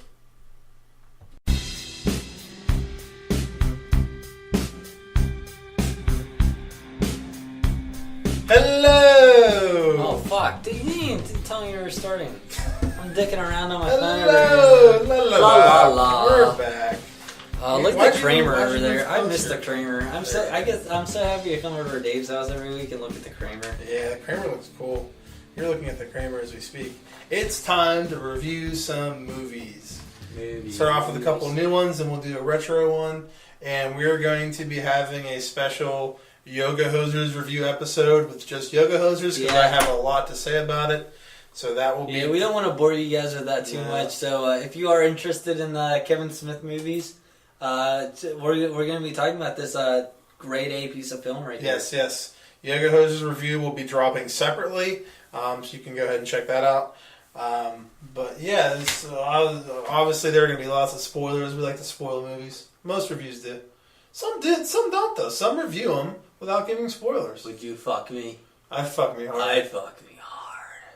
He's rubbing his lips right now and giving me a seductive look. I think he wants me to come on his eyeball. That's weird. So we're going to start off with Morgan. Wait for my mom to listen to this. Yeah, we're going to start off with Morgan. Morgan, let's talk about what Morgan is about. Morgan is a bioengineered child who began walking and talking after 1 month of existence, exceeding the wildest expectations of her creators. When Morgan attacks one of her handlers, Kate Mara, a corporate troubleshooter, visits the remote top-secret facility where she's kept to assess the risks of keeping her alive. When Morgan begins to run amok, it is up to Kate to try and stop her. I guess I should put in here she is the bioengineered child. They are engineering her for a company. Is this like a horror type thing? Or? Yeah, it's kind of a horror movie. Sci-fi horror? Yeah, I'd say sci-fi horror. The only notable actor is Paul Giamatti, who plays Shapiro. I like me some Paul Giamatti. Yeah, like Sideways was really good. Did you see that? I've never seen that. It's a good film. Is it? Mm-hmm. Yeah, I'll check it out someday. It's about wine tasting, so you might be bored. I'm not going to watch it. No, I'll watch it. It's good. Probably not. Well, I thought the opening of this movie was very cool. Is they're like shooting it from a security camera, and Morgan is like she's wearing like a hoodie for a lot of it, so it kind of like they reveal her a little bit at a time, so you see her more and more. But it starts off she's sitting at a table with a security camera like from the upper corner, so you're looking down at them, and the one girl is talking to her about, we're going to work on getting you some more time outside. And Morgan's like, fuck you, and just like fucking jumps on her. What a bitch. She doesn't say fuck you, but she jumps over the table and just starts fucking like, it looks like she's biting her or doing something to her eye. You couldn't really see what she was doing. I kind of thought it'd be cool if they would have like shown what she did afterwards, but you don't really see her. Yeah. But it turns out she like fucking stabbed her eye with something. She got pissed off. That's how the movie opens. So she has like powers, or she's like a robot? What's her deal? She's bioengineered. I don't think she's a robot, but I mean they kind of bioengineer her. Okay. She's kind of like she's all organic. Kind of like a super soldier. Let's say she's like Captain America, sort of. She's like stronger and fast and stuff like that. She only wears blue and red and white. And she has a shield. She has this weird shield that she wears over. There's like a star on it. It's kind of like underwear. Like she wears it over her shit so no one can get in there. so no one can like touch her or anything. Is that true? Yeah. What's it? I can't remember what the fuck it's called. They said it was called chastity belt. Yeah, it's a chastity belt, but it's a red, white, and blue chastity belt. Oh, that's hot. It's weird. There's like a little coin slot where you put a coin in and it opens up so you can put the tampon in there. It's really weird. I don't know why you have to pay to put a tampon in. It doesn't make any sense, but. What do you have to pay with? There's no chastity belt on her. That's all fictional. No. She didn't wear anything. I was going to say, that'd be an interesting part of the story. Like the handlers are tempted to fuck her or something. Yeah, that's weird. You're not a good person. Maybe an R. What was this rated? R. Shit. Yeah, so it starts off with that scene, and then after that they show some videos of creating her and her growing up, like when she's real little and how fast she's growing, and some flashbacks of her outside the compound in the woods. Seeing stuff for the first time, like the counselor, Amy, takes her outside, even though she's not really supposed to go too far out of the compound, but she takes her out of the compound, and she sees like a deer for the first time and like running water in a stream and all this shit. I thought they did like a really good job of building sympathy for Morgan and like making you care about her, because you see like she's like confined in this little room, but then she gets to see stuff, and so they made you like care about her, which I liked how they did that. And they took a lot of, in my opinion, they took a lot of time.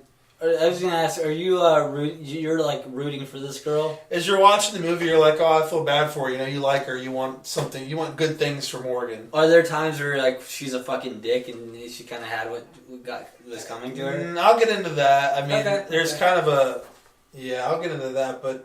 I liked that the movie definitely took its time building and developing the characters. Like, I was really into it. Like, it took a while. Like, I'd say, like, good first half of the movie was before anything, like, crazy even starts happening. Mm-hmm. Like, just telling you about her, building her, like, Kate showing up the from the company to assess the situation, her showing up, finding stuff out about her. Not much, but a little bit about her. And just building all the different characters. Because there's, like, 6 or 7 at least just different scientists here that you meet and all this. So I thought they did a real good job with that, even though it seemed like it might have been kind of slow paced, but I liked it. Yeah.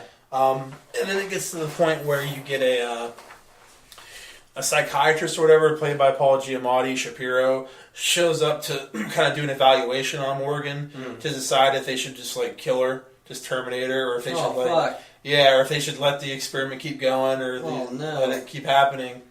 That's like whenever I have like a plant by my window and I'm like, I don't really want to take care of this plant anymore, but and then you just I don't want to kill it. You just eat it, right? I just forget about it sometimes. And then it just kind of dies. Then it dies on its own, so I don't have to make the decision. My own irresponsibility causes it to die. You're going to be a great parent. I will.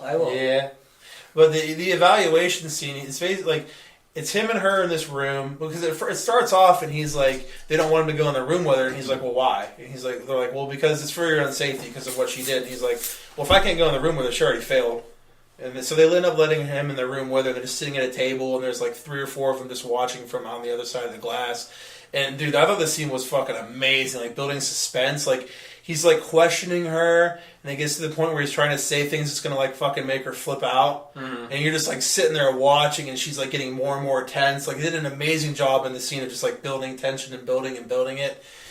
And I think in the opening scene they show this thing where like she has her hands like kind of looking at him in front of her with the backs of her hands facing up, and she slowly turns them and looks at the palms. That's when she flips on the girl in the beginning. Like the little black hand comes out of her sleeve and like grabs her hand and flips it over. Did that happen? What the fuck are you talking about? Not Suicide Squad. Let's go. No. Yeah, so like in the beginning, she turns her hands over, looks at the palm. That's when she snaps on Kathy in the beginning. So in this one, he's just egging her on, like, "Oh, if you love Amy, why wouldn't you love me?" and all this, and just like, "Do you hate me? What would you do if you can't go outside?" Just like fucking antagonizing the shit out of her to try to get a reaction out of her. And it gets to the point where she's looking at her hands and turns them over. She just like fucking snaps and jumps over the table, fucking like bites his neck and just like bites part of his neck out and ends up killing him. And they end up running in the room and like sedating her. I should have watched this movie. It was, yeah, we can get into the next one. Oh, God. Yeah, they end up sedating her, and then they decide that they have to put her down. They have to kill her because she killed the guy. So the main doctor there decides that they're going to kill her. So Amy, the psychiatrist that took her outside, seems like Morgan kind of likes her the most because she's the one that took her outside, and Amy like really likes her, like really sympathizes with her. Mm-hmm. I kind of got this vibe that Amy was supposed to be a lesbian or something because they make a hint that the guy was like, "Oh, she's not into me. I'm not her type." So I was like, well, does Amy like her because she's a chick and she has a crush on her? But Morgan seemed like young, so I'm like, I didn't really get that whole dynamic of it all. That's like weird. It was weird. I didn't get what they're trying to say with that, but Amy's like her favorite weird triangle thing going on. There was a triangle. There's 2 of them. Like weird straight line thing. There's a weird straight line thing going on. So they kind of they emphasize the fact that like she likes Amy the most and Amy's really fond of her. So it gets to the point where they're going to put Morgan down, and she calls the head scientist mother. And she calls her mother, and she's like, "What did I do? I don't want to die. I'm sorry, I don't want to die." And she's like, "There's nothing we can do. We're gonna kill you." And she's like strapped to a table, and they're gonna like inject her. Now, at this point in the movie, are you still rooting? Yes, you're still rooting for Morgan at this point because the thing with the psychiatrist is he egged her on so fucking much. You're like, you're a dick. Yeah, you know what I mean. So when she attacks him, you're like, well, I kind of had that coming. So everyone's there too. Like everyone on the compound that raised her likes her. No one wanted her to die. Like everyone likes her, and they're all kind of there. And she's like, "No, help me! Don't let this happen." And all of them are kind of like, "Well, it's got to happen because of what she did." And they're all. And Amy's not there though. But most of the other ones are there, and they're just gonna like put her down. And then the mother's like, "Do it! Give her the lethal injection." The one guy's like, "Fuck you! I'm not doing it." He like walks away. And then the other girl follows him. She's like, "You did the right thing." And then the other person comes in there, and they're gonna do it. And then the mother, she calls her mother, like the main scientist, leaves. And it gets to the point where the people there after she leaves decide, we're not fucking doing this. We're not going to put her down. We like her too much. And she's out at this point. She's like knocked out and they're ready to like inject her.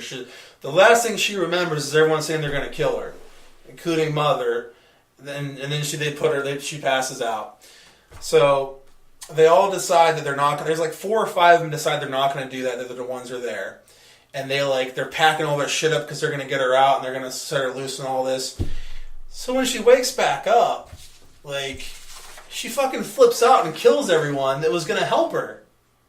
Maybe because she was under the impression that all these people didn't care about her anymore.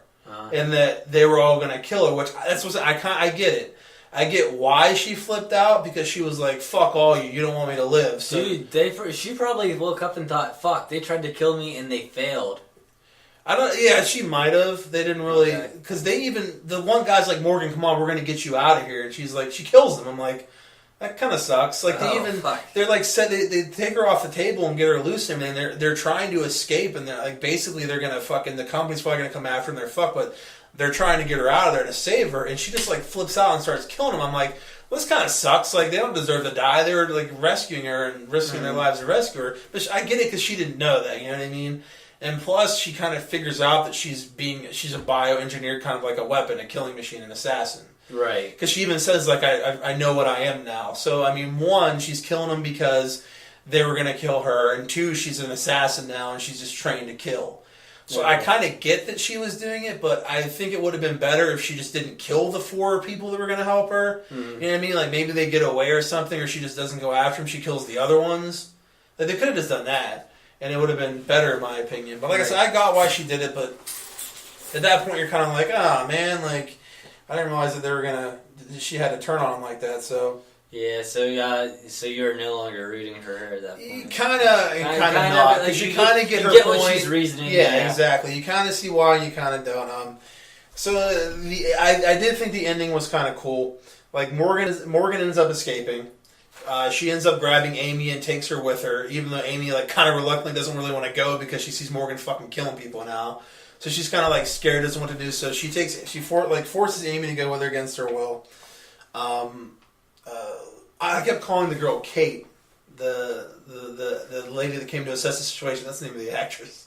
Oh. Lee was the name of the character that Kate played that came to assess the situation and everything. Kate Mara, I don't know who the fuck she is. Sounds familiar. Yeah, Lee Weathers was the one that came to assess the situation before the psychiatrist came. So Morgan ends up escaping the compound with Amy, and Lee ends up going after her and takes Skip, who's the guy that was like, Amy's not my type, because she kind of talks to him and gets to know him, and they become buddy-buddy, I guess. Uh-huh. So she ends up leaving with Skip, and they both go after Amy and Morgan. Okay? Lee ends up killing Morgan, which is really predictable. You knew that Lee was going to kill Morgan. You know what I mean? She's going to stop her and kill her. Like, Lee ends up killing Morgan, but what was kind of cool was after she kills Morgan, she pulls out her gun and just shoots Amy in the head, too, and kills her. Like, Lee's the one who came to assess the situation and everything.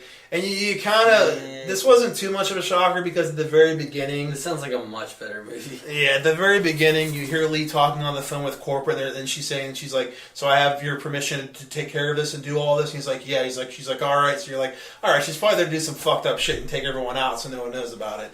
So it wasn't really that shocking that she killed Amy, but it was kind of cool. She just, like, shoots Amy in the head and walks away. And then you see Skip standing there. Just walks away. Yeah, she just walks away. This leaves her body. It is, too. She just walks all professional. Because she's like a trained assassin. You can kind of tell she's like trained to do this. So she ends up walking away, and then Skip's in. He's like, so what happened? She's like, it's all taken care of.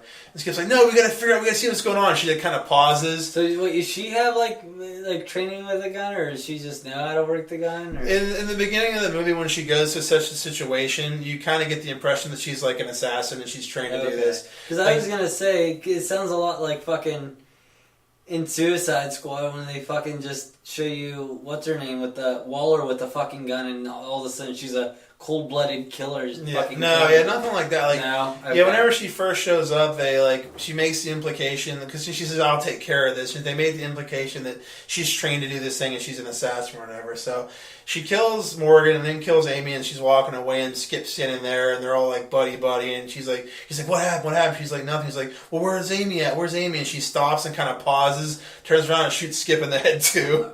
And kills him. So she basically killed everyone that had anything to do with the entire like fucking experiment, so that no one has any knowledge of it now. Yeah.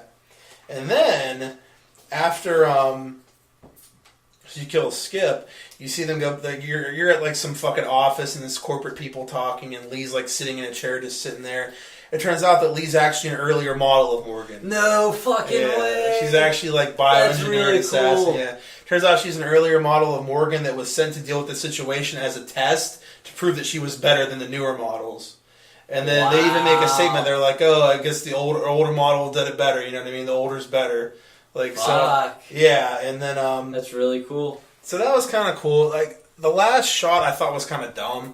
I'm not a big fan of like movies that have vague endings. Like, at the last shot of the movie, she's sitting at a table, and you see her looking at her hands with her palms down at the back of her hands, and she turns her hands over and looks at the palms. Oh, fuck. But then she turns them back over again and looks at the back. I'm like, well, what the fuck's she gonna do? You know what I mean? That's kind of weird. Yeah, I was like, is this implying that she's gonna... Yeah, is she gonna turn on him or what? The twist enough was fucking... Yeah.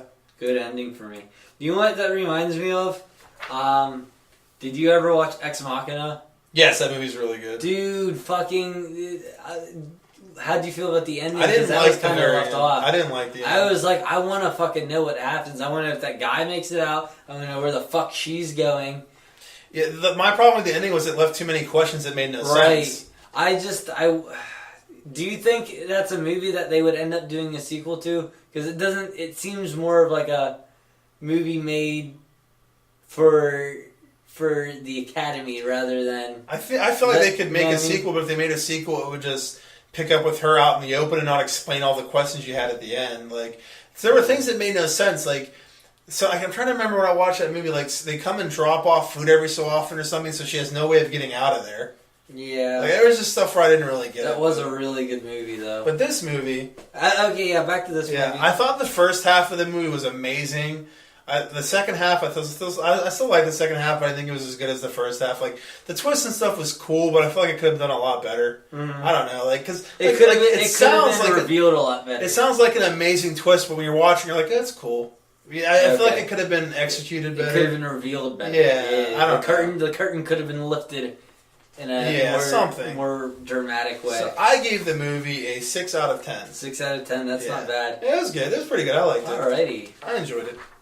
All right, I can. Yeah, I wish I would have watched that instead of the next movie we're reviewing. Way better than 31 by Rob Zombie. Yes, let me read the synopsis of this flick.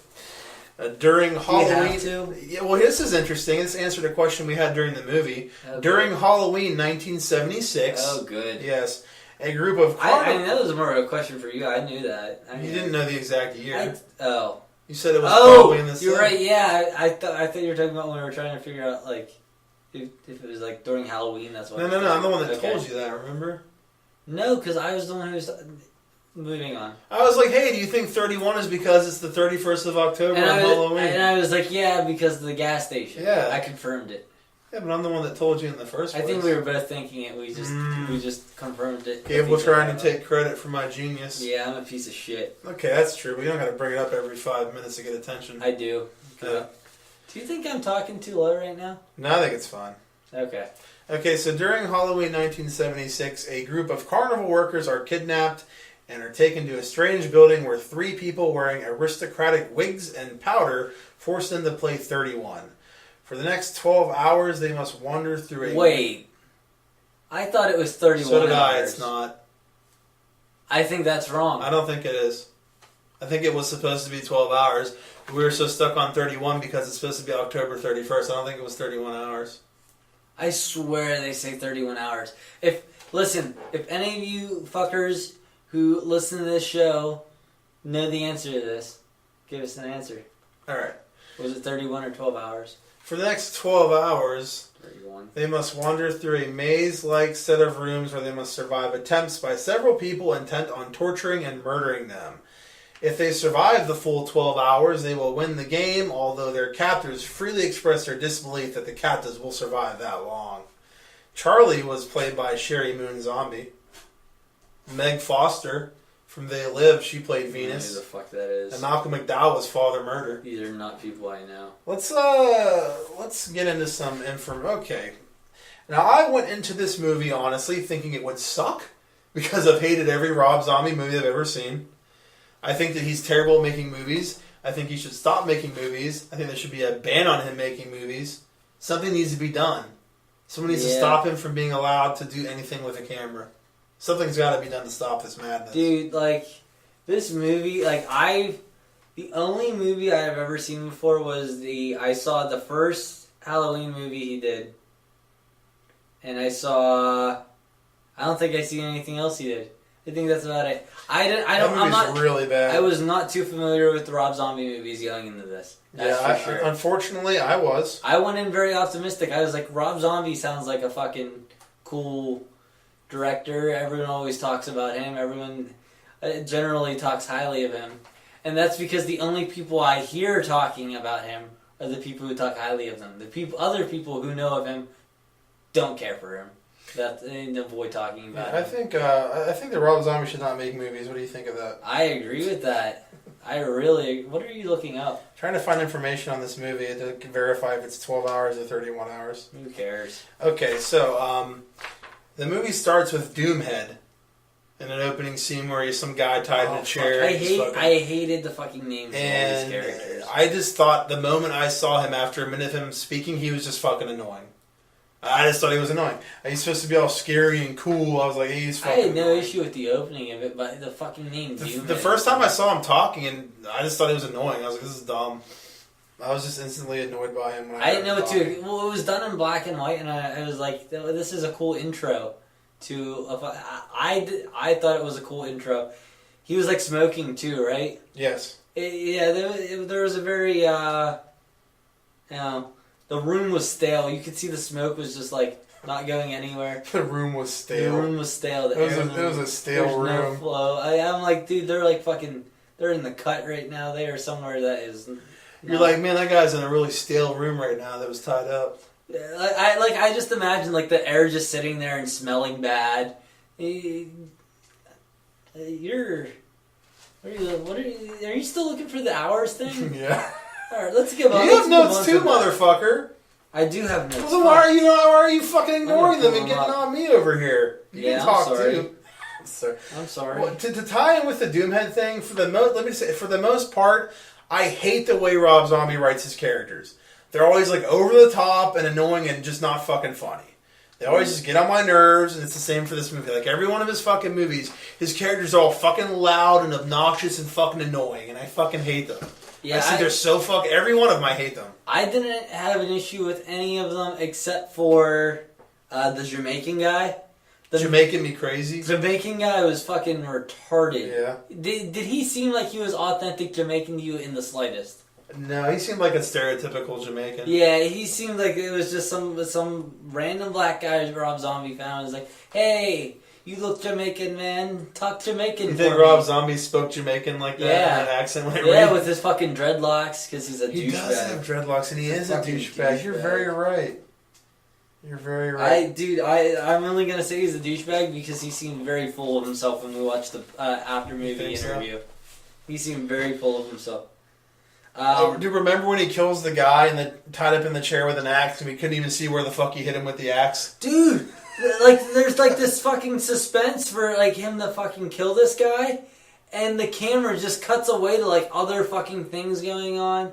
I don't think we had shaky cam at that point yet, did we? No, there wasn't shaky cam, but the shot of him with the axe, it was the fucking real quick editing and shitty camera work. It wasn't shaky. You didn't see any of the gore or anything. Yeah, you're like, all right, where did he hit him? Okay, he falls over. All right, clearly he hit him in the stomach. For someone who prides himself on gory movies, you really don't get to see the gore actually happening. Let me ask you this: do you think that they purposely do this in some horror movies as a way to get around the MPAA and get an R whenever it should deserve an NC-17? I didn't think about that. I thought I was gonna say it might be a way for them to hide how shitty their effects are.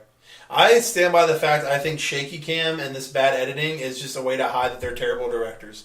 That's what I said about Star Trek. I think Abrams was a shitty director when he made that movie, and he used that to hide that he's a shitty director. Dude, because I still don't think he directed Episode 7. I think his wife did. I am 100% for the backing of banning shaky cam films on non-first person view things. Yes, I know exactly what you're talking about. Like found footage movies. Cloverfield's fine. Blair Witch, a found footage movie. It's supposed to be a shaky cam. There's another exception I can't remember that I had. There's that superhero movie where they find like some fucking meteor thing and get powers. That was a found footage movie. I can't remember the name of it. I didn't like that one. Was that Project Almanac? No, that wasn't Project Almanac. I can't remember the name of it, but Michael B. Jordan was in it. Back to this movie. What you're talking about. Okay, as we were just saying, the directing this movie was absolutely horrible, as usual. It was fucking god-awful. The shaky cam was insane. It was paired with some really quick editing and just horrible camera work. Like fucking jerky camera, shaky cam, bad editing. Dude, shots that lasted a fucking millisecond that you couldn't see what was going on. Dude, we watched the post-movie, like, behind-the-scenes footage, and you actually get to watch him, like, there's a shot of him directing, and you just see him, like, looking at the camera yelling, shake the camera more! Yeah. Shake the camera more! He's like, more movement, more movement. I'm like, what the fuck? I want to see what's going on. Why are you telling him to shake the camera? And it goes over to the camera guy, and he looks like he's having trouble holding the camera because it's shaking so fucking much. Like, he fucking has the What's the Michael J. Fox shit? The Parkinson's. The Parkinson's. He's at the parking sons. He's parking his kids. Fuck off. I got really tired of saying I can't see what's happening. Or I don't know what's going on. You said it so many fucking times. It was infuriating. I'm like, I can't see. I was like, you don't have to tell me. I'm watching the same movie. Like, I can't see either. But, I don't know. I find, like, for the most part, when I tell people about this, most people just don't agree. They're like, yeah, I guess it had a shaky cam. Dude, but it doesn't piss them off like it pisses me off. Dude, what is it? Japan or China? I think they'll Jason disagree Bourne. with you. Yeah, Jason Bourne. They got released in 3D, and the shaky cam, like Dave said, was so fucking bad. And what happened? They all ended up getting motion sickness and throwing up. They threw up or something? I think they said they got made them sick. A lot of people were getting sick from the shaky cam 3D. Dude, the scene where they all get abducted towards the beginning. I had no idea what the fuck was going on, remember? Dude, oh yeah. So they're like driving along on the fucking dirt road in their shaggin' wagon or whatever. Yeah. And they come across these bunch of scarecrows. And a few of them get out to investigate. And fucking these guys dressed up like Waldo. Yeah. Oh yeah, Where's that's right. Waldo? Yeah. They have these striped fucking shirts on, like they're playing Where's Waldo. They all get out and they're like, there's people getting killed. Like some of the people in the car ended up getting killed. Several of the characters were killed. We didn't even tell who or how. We did not know who died. You didn't know who died. You didn't know how they fucking died until the next scene. Until we see the survivors strung up in a in that room. Yeah. There's like 5 of them. And you're like, okay. We have no idea who's alive for a few minutes, and we're like, what the fuck just happened? Because the camera's shaking so much, it's dark. What pisses me off even more is if you're going to kill these characters, you have like, I don't even know how many there were, maybe 5 or 6 characters you killed in that scene. You have these characters that you're killing off, you fucking wasted their deaths. They could have had really cool violent deaths and you couldn't even fucking see it. But it's just annoying. And then whenever they fucking get into that room, they take the blankets off the girls' heads, I had no idea who they were. What about later in the movie with the camera when there's literally a scene that is in slow motion, shaky cam, and there's a strobe light going on, all in the same shots. I thought I was gonna die. I had no idea. I saw what was happening, and I think your brain couldn't process it. My brain couldn't process it. I'm like, what the fuck is the director doing? You even told me towards the beginning, you're like, dude, I'm gonna get a fucking headache watching this. I walked out of the movie so frustrated and so fucking annoyed. With the camera work in that movie. Yeah, but remember when they took the blankets off the girls, didn't know who the fuck they even were? Those bodies? Yeah. Whenever they first released them into the maze, they come into this room where there's these 2 girls, and they have to take the bags off their head, and I still don't know who the fuck they were. I don't know who they were either. I assume they were supposed to be 2 of the girls that were in the van with them. It's a guess. We have no idea. We have no idea. You know who found those characters? You know who the name of the character was that found Was him? it Earl? Hello, my name is Earl. Did you know what his name was in that movie? Was it Earl? It was named after someone you're very near and dear with. Jason David Frank? Roscoe. Oh, Roscoe's his name was Roscoe. I love Roscoe so much. You love Roscoe. It's the opposite of this movie. Yes. Doomhead comes back later towards the end of the movie. I still found him to be really annoying. He was so fucking corny and his dialogue was just so fucking badly written. It was... What did I say to you about it? Can you make a note of it? Oh, fuck. Dude, when he showed up... Oh, fuck. He said a line. He said this weird fucking line. God damn, I wish I could remember. I was like, Dave, do you just take a note of that? And you're like, yeah. I didn't write down the line. Yeah, I don't need the lines. It made me think of something else. I don't remember. Oh, fuck. You suck. I'll get your next note. Maybe the dream sequence was dumb. They had a dream sequence where the one girl is being threatened by the 2 clowns that died earlier in the movie. So you're sitting here watching this dream sequence. You instantly know it's a dream sequence because the 2 clowns were like brutally killed by them. Yeah. So there's no way they're alive. That scene did not happen. So there's no threat or any suspense whatsoever, and it just went on too long. You're like, just end this. I know it doesn't matter, so end it. I know the clowns are already dead. Yeah, like your movie, this does not matter, so just end it. It's not like I thought they'd be like these supernatural clowns that came back to life either, because it's clearly established as like There's no supernatural shit going on in this. We have any? My next note's towards the end. So you have any other notes? Let's see. The midget clown was kind of fucking weird. Yeah, weird, definitely. There's a midget Hitler clown that's. Yeah, he has a swastika, but he's like Mexican. He's speaking Spanish as opposed to like German. Yeah, I did think it was really funny when they're walking around and there's that fucking door, the wet kitty. The door was designed like a big fucking pussy, but. We say vagina here. We're proper. I don't give a fuck. Oh, I did write the line down. Did you? Murder school is now in session. Like, what a fucking lame line. What a lame fucking line. If you'd have been looking at your notes this whole time, you pulled your notes out. And I saw it, but I didn't put it in quotes, so I thought I forgot to. There's whenever she's fucking, the girl wakes up from the nightmare, and that other girl's gone. Venus. The old one? No, the young one. She's gone, and Sherry's his wife. I guess Sherry Moon Zombie, Charlie. Yeah. Whenever she's not there, and it's just the old chick and the guy sitting there, and she's like, "Where'd she go? Where did she go?" Yeah, she just left. She went to look for something. I forget what she was looking for, but I cannot think of one logical thing to go look for. It made no sense. It did not make any sense. It made no fucking sense. Whenever, what's the Doomhead? Yeah. Whenever Doomhead's coming after them later on, and there's that hole in the ground that she crawls through, and she escapes. He's like, "Oh no, I won't fit." I thought he said he couldn't get in it though because of his leg was all fucked up.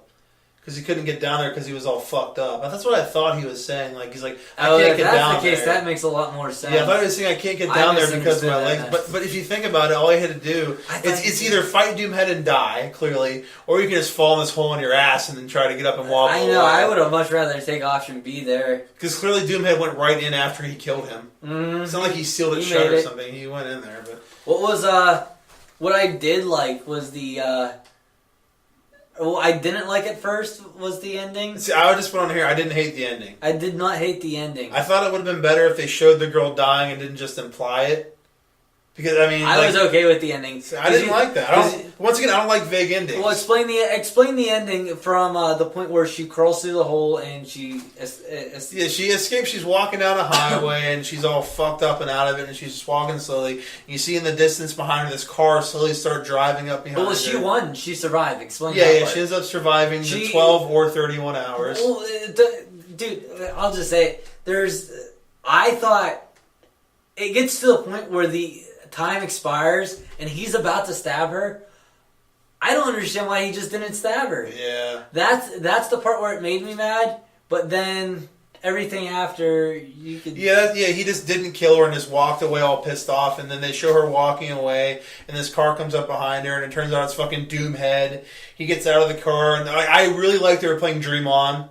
I love that song. Yeah. That's one thing in Devil's Rejects they play Freebird at the end of Devil's Rejects, which I thought was music cool. He hits right on. Yeah, I think Rob Zombie purposely is like, I'm Rob Zombie, I'm going to play non-Rob Zombie music in my movies. Listen, like, it just seems like it's all the music he plays in his movies, like California Dreaming he plays earlier. He plays like anti-Rob Zombie metal music. It seems like he purposely does it or something. But okay. I do enjoy his shit. Like I really love they were playing that song at the end. So he walks up to her and pulls out his fucking knives, and she's like, whatever. And they just kind of look at each other like they're about to go at it.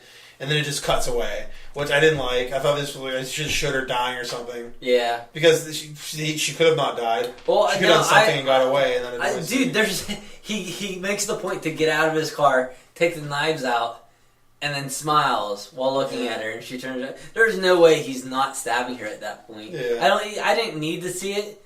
I mean, it's not like I saw any other gore in the whole movie from the camera shaking so much. So it didn't really make a difference as far as that's concerned. But I kind of they could have. Why didn't they just do that? They could have do something where they show them both and they start zooming in slowly on her face, and you hear the knives going in and her reaction of her face of them dying. Dude, it pans out and like it pulls away from him walking towards her to stab her, and you just hear her yell, and then the credits roll. Or anything. Yeah, that would have been something cool. Where she does. Yeah, but I see what you're saying, but I wasn't displeased with. I definitely liked the camcorder footage they showed of them all hanging out and having fun, still playing Dream On. Yeah. At the end of the movie, after everyone's already killed, they're playing this old footage of them alive, and it kind of I want to say it was kind of a little disturbing because you just watch them all brutally die and they're all happy and alive. I kind of like that. Except for the first few, because we don't really know how they died. Yeah, that's just some. So I did like that. So what did you rate this movie? I'm gonna give it 2 stars. I gave it 2 out of 10 as well. Yeah, 2 out of 10 stars. Yeah, I gave it a 2. I was thinking about that 3rd star, but I was like, this shaky game was awful. No. All right, moving on from that, we're going to go to The Shining, our retro review of The Shining, the 1980 Shining. Reviews. From 1980, The Shining. I've never seen it.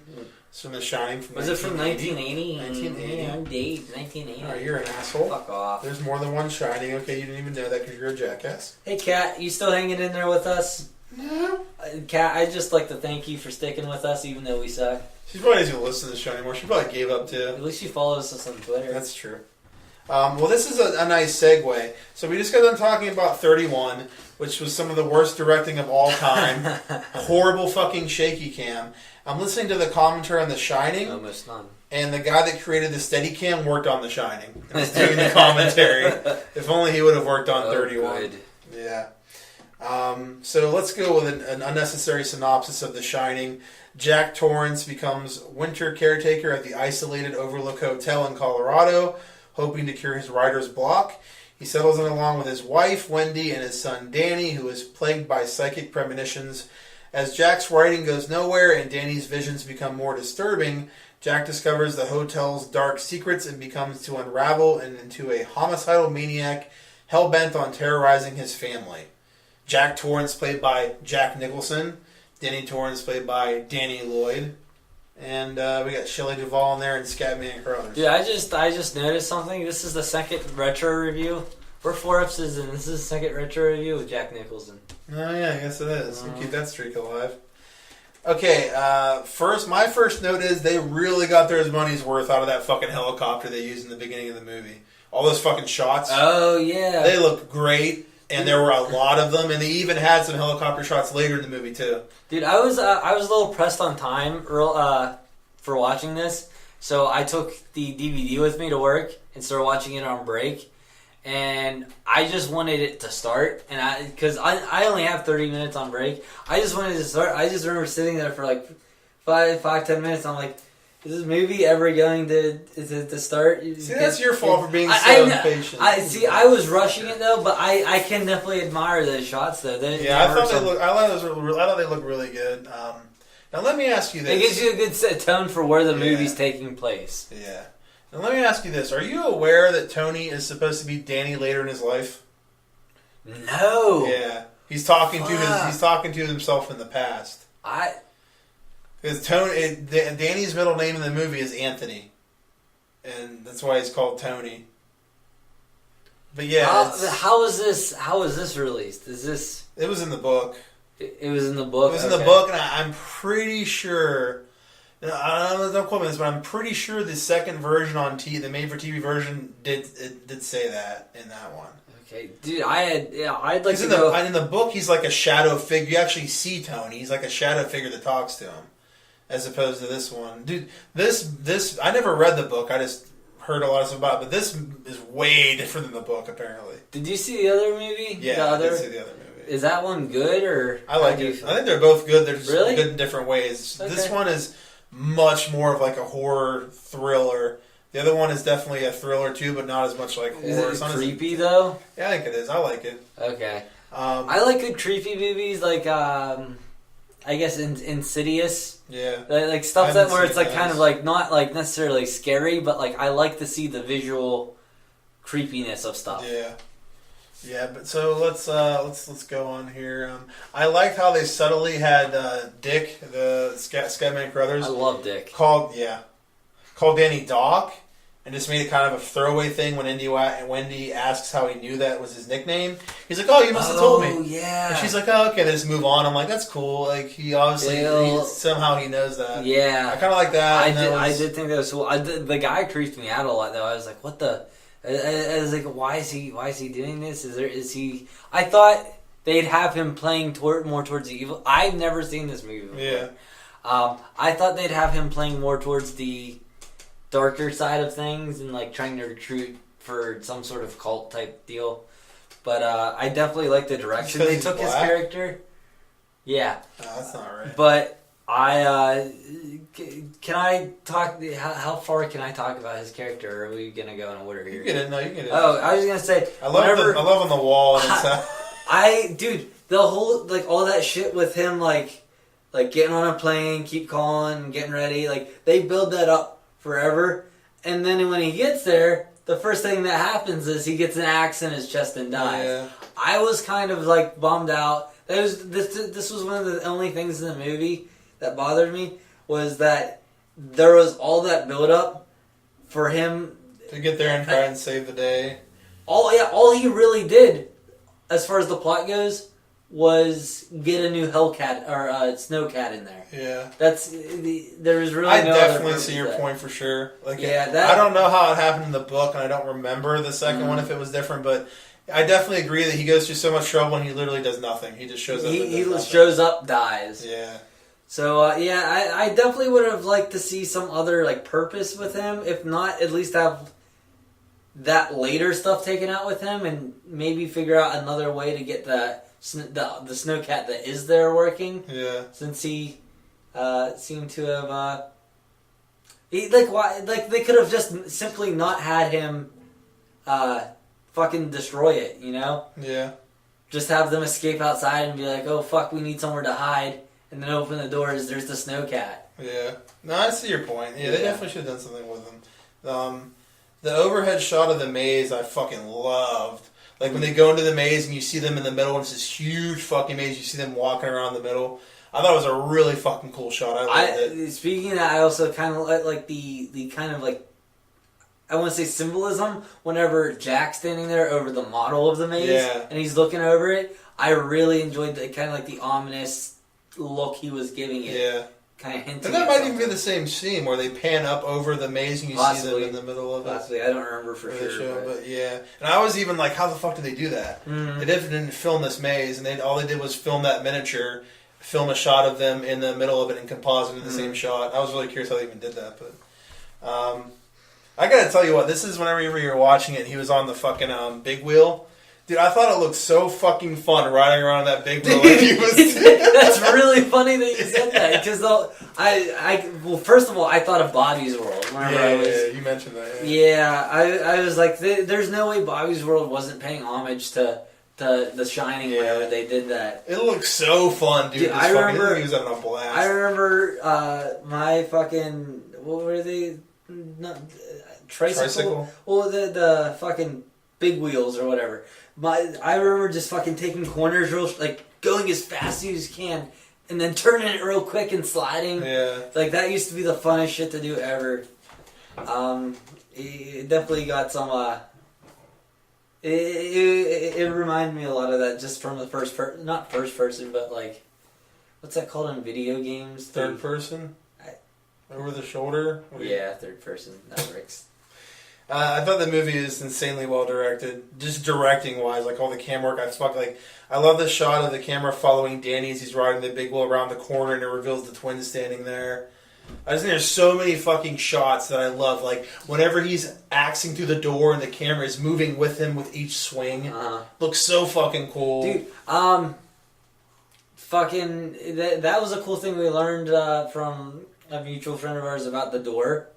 Oh yeah. I guess Jack Nicholson's a trained fireman or something. Like the first door, I was even keeping that in mind whenever I got to that scene. Whenever he gets through that first door, I can see it. Like he fucking rips through that first door, and then that second door, you're like, "Fuck! What the hell did they use on that second door?" That second door, he's like hitting it, and it's like hard as a fucking door. Yeah, I definitely love. It's pretty hard, dude. I definitely love the directing. I don't get the twins. The twins are supposed to be 8 and 10 years old. Dude, they're twins. Yeah, I makes no sense. That doesn't make sense. That What about that other thing with the fucking 3 years? Oh yeah, yeah. He's sitting there, and in the same scene, he says that he's been on the wagon for 5 months, and then he says that it was 3 years ago since he fucking hurt Danny. Because she says in the beginning that whenever you hurt him, at least after that, he was clean. Yeah. Apparently 2 years and 7 months later, he became clean. Yeah,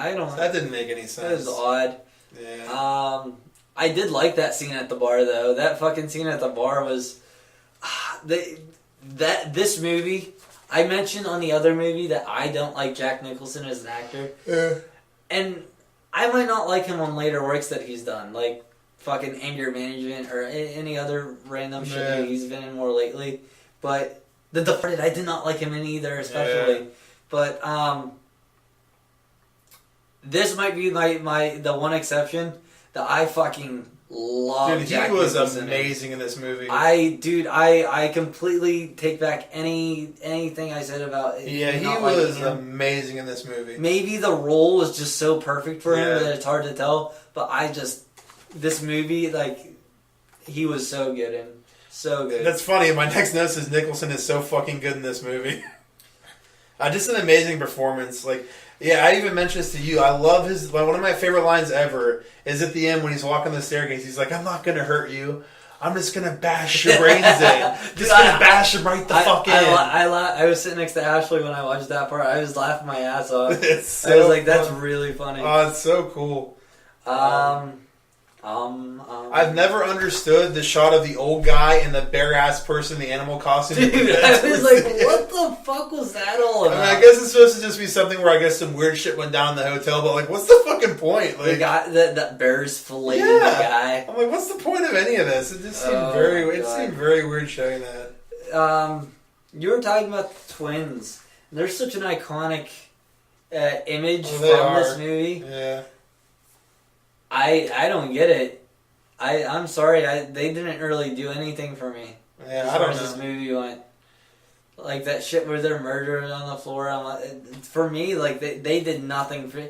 They could have not been in this movie, and it would have not done anything for me as far as. Yeah, I mean, I never really like when I think of The Shining, I don't think of the twins. Yeah, I've never watched this, so any exposure I've had would be parodying, through Family Guy or whatever shit I'm watching. But yeah, the twins were not like what I was expecting. They were kind of like a very minute detail. I could see your point on that. So I thought the last 45 minutes to the hour of the movie fucking flies by. Like from the moment when Jack tries to kill Wendy when they're going up the steps, the next thing I know it's like almost over. And that's like 45 minutes to an hour after that. Mm-hmm. It just fucking flies by for me whenever I'm watching that part. But. Yeah, dude, this was a really good movie. Oh, dude, I love it. I was thinking, I'm not saying, don't misinterpret the statement. I'm not saying they should do a remake. But if they were doing a remake, do you know who I'd really want to would play that Jack Nicholson role? Oh, boy. Benedict Cumberbatch. Do you see The Conjuring? Yes. Do you know who the guy is from it? Do you remember the guy from it? His name's Patrick Wilson. Talking about the husband? Yeah, the husband. And he's like the investigator and stuff. In one of the movies he has sideburns in, I just remember seeing Jack Nicholson at a certain point. I'm like, that dude would be really good in this role. Like, he just looks like the part, and he can play he kind of has that part of like the husband who's trying to get his family straightened out type thing. So I've never really seen him play that type of character going crazy, but I mean, I'm sure he can pull it off. Yeah. He seems like a good, that's the only doubt visually though for me. And as far as a husband with a family, like he already kind of has that part nailed. Yeah. But I'd like to see him as an actor push more. I'm tangenting off. You are. Let's back to the movie. Jack though, I don't feel like whenever he was making the decision, like a good example of what I'm about to say is whenever he was in the interview. And he's like, "Oh yeah, I'd like to have some time alone." He's like, "Well, what about your wife and kids?" And he's like, "I'm sure they'll like it." Like I got a really weird vibe about like him just not giving a fuck about his family. He comes off as a dick to them a lot throughout the movie, even before he becomes a dick. Yeah, like I kind of got a feeling that dude, like whenever she first wakes up. And she's like, makes him fucking breakfast. And she's like, all you gotta do is just get back to the house. He's like, yeah, that's what I gotta do. Like, he's just a smart ass, like, all the fucking time. I agree with that. Like, he was the typical dick. Yeah. Alright, cool. I had something else to say, lost my train of thought on that. I'm in for that, I guess. Are we rating it, or you got more? What else you got? Before we close out on this, I would like to say that the his job he has, how cool would it be to have that fucking job? All you have to do is exist in a building and make sure shit's not going wrong. How do they have cereal? Where's the milk? If it expires, they can't go anywhere. How do they get fresh milk? Oh, that's an interesting... Maybe they freeze it. Can you freeze milk? Yeah. It could be condensed powdered, like the powdered milk. That's what it's gotta be. Yeah. Because I was like, but dude, I was just like, they get to eat whatever they fucking want out of that pantry. All that room. All that they're required to do is make sure the building is not burning down. The boilers. The boilers aren't burning. That's a much bigger deal in the remake, I remember that. Or the second version, the boilers. Dude, like, it just looks like such a fucking cakewalk of a job. Live there for how long? 5 months or something? Yeah, 5 months, something like that. October, March, April, May. Yeah, like 5 or 6 months, something like that. Yeah, that's probably the only other thing I have on here. Oh, actually, I did have another thing. I'm sorry. I did have another thing I didn't like about the movie. Oh boy, here we go. It's not like a big thing. It's just a little minor thing. So he gets out of the freezer, right? How's he get out? The ghost, The right? ghost lets him out. The ghost lets him out? Now, is that like a definitive thing that the ghost lets him out? Or like he finds a way out and he imagines that the ghost let him out? I think it's understood from everyone that the ghost physically lets him out. Alright. I really... It's like the ghost is the one that physically gets 237 open because the ghost puts the key in the door and gets it open. I really wished that the ghost would have remained not physical. Okay. Because I really enjoy the whole mental play at his sanity and stuff throughout. Like everything that is done physically is done because of how they're manipulating him. Yeah. Yeah. I wish it would have been more clear that he found a way to open the door and just thought that the ghost did it. But yeah, I really enjoy the mental strain he was going through, and I feel like the ghost letting him out was kind of more like a gimme from the. Yeah, I thought it was weird that like that's the only like two things that the ghost physically do in the entire movie are those two things. And everything else is manipulating him to do stuff for them. Yeah, do you agree with that? Yeah, I see what you're saying. Yeah. Besides that, though, I love this movie. Up in like the part where the fucking kid's yelling about the red rum. Like at first, I was like, "Oh, this is a little weird," but then he fucking has a knife and he's writing it in the wall. I'm like, "This is fucking creepy. I want this scene to end right now." Like I can't remember the last time I was watching a scene in the movie and I was like, "I need this scene to end. Yeah. It needs to stop happening right now." Yeah. It definitely holds up over time. I give the movie out of 10. I give it an 8. I'd probably give this a 9. Impressive. I probably give this a 9. For a horror movie, this was fantastic. Yeah, it's really, really good. This is the closest a horror movie is going to get for me to a 10 that I could imagine. Unless you can come out with a really good monster horror movie that's like... Since we haven't finished the segment, I'm changing it to an 8.5. We haven't closed it, so I can do that. I'm allowed to do it. My rating is 8.5. You give it a 9. It was really fucking good. Yeah, really I liked it a lot. All right. Well, we have definitely gone over in this segment. Do you know what's very much so? You know what's funny that Ashley said to me when we were watching this? What? She was talking about the girl who the lead role in that movie. Shelley Duvall, yeah. She made a funny joke that she looks like a fucking Tim Burton doll. I was like, dude, she totally does with her fucking long, stretched out face. Her big old teeth. Her big teeth. Holy shit. Big old eyeball sockets. But, yeah. She was Coraline, wasn't she? I think she played Coraline. Tim Burton got her to play Coraline. She played Coraline. The Corpse Bride. Yeah. Ah, fuck. All right, let's wrap this up. What we got coming up next? We are we're gonna have a Yoga Hoses review later, but we are doing the wrestling segment with Gable this time. Yeah, I'm here. Woohoo! Gable's going to be doing it this time. So it's going to be a very short segment, I would assume. Yeah, I got my Baja Blast, and I'm going to try to fill in as best as I can. All right, cool. You have to start talking about jerking off as soon as we start then, apparently. All right, so we'll be back with some wrestling.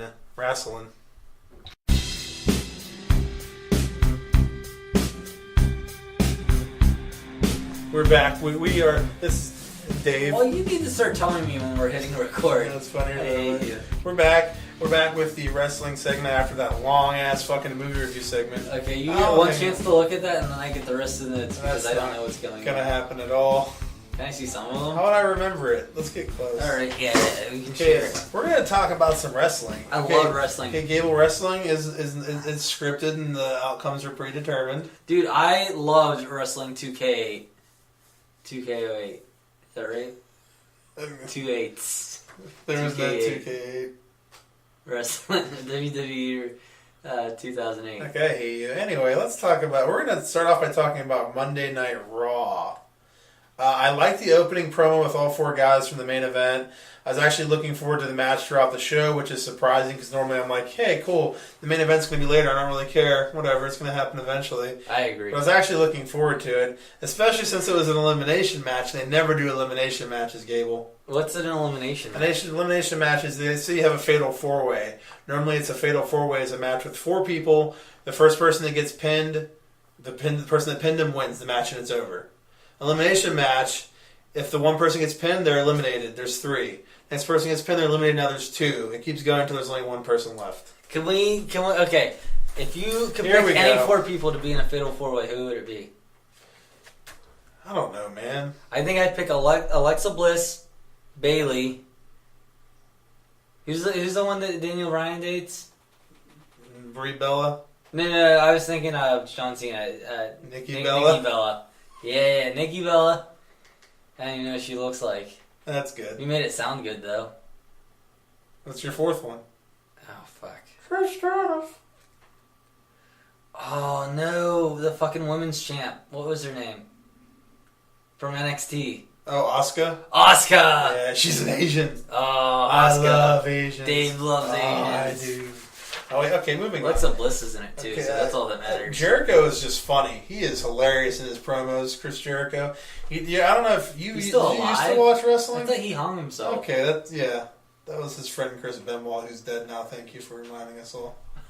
I'm sorry. If it makes you feel better, he killed his little son first, and then he killed his wife, then he hung himself.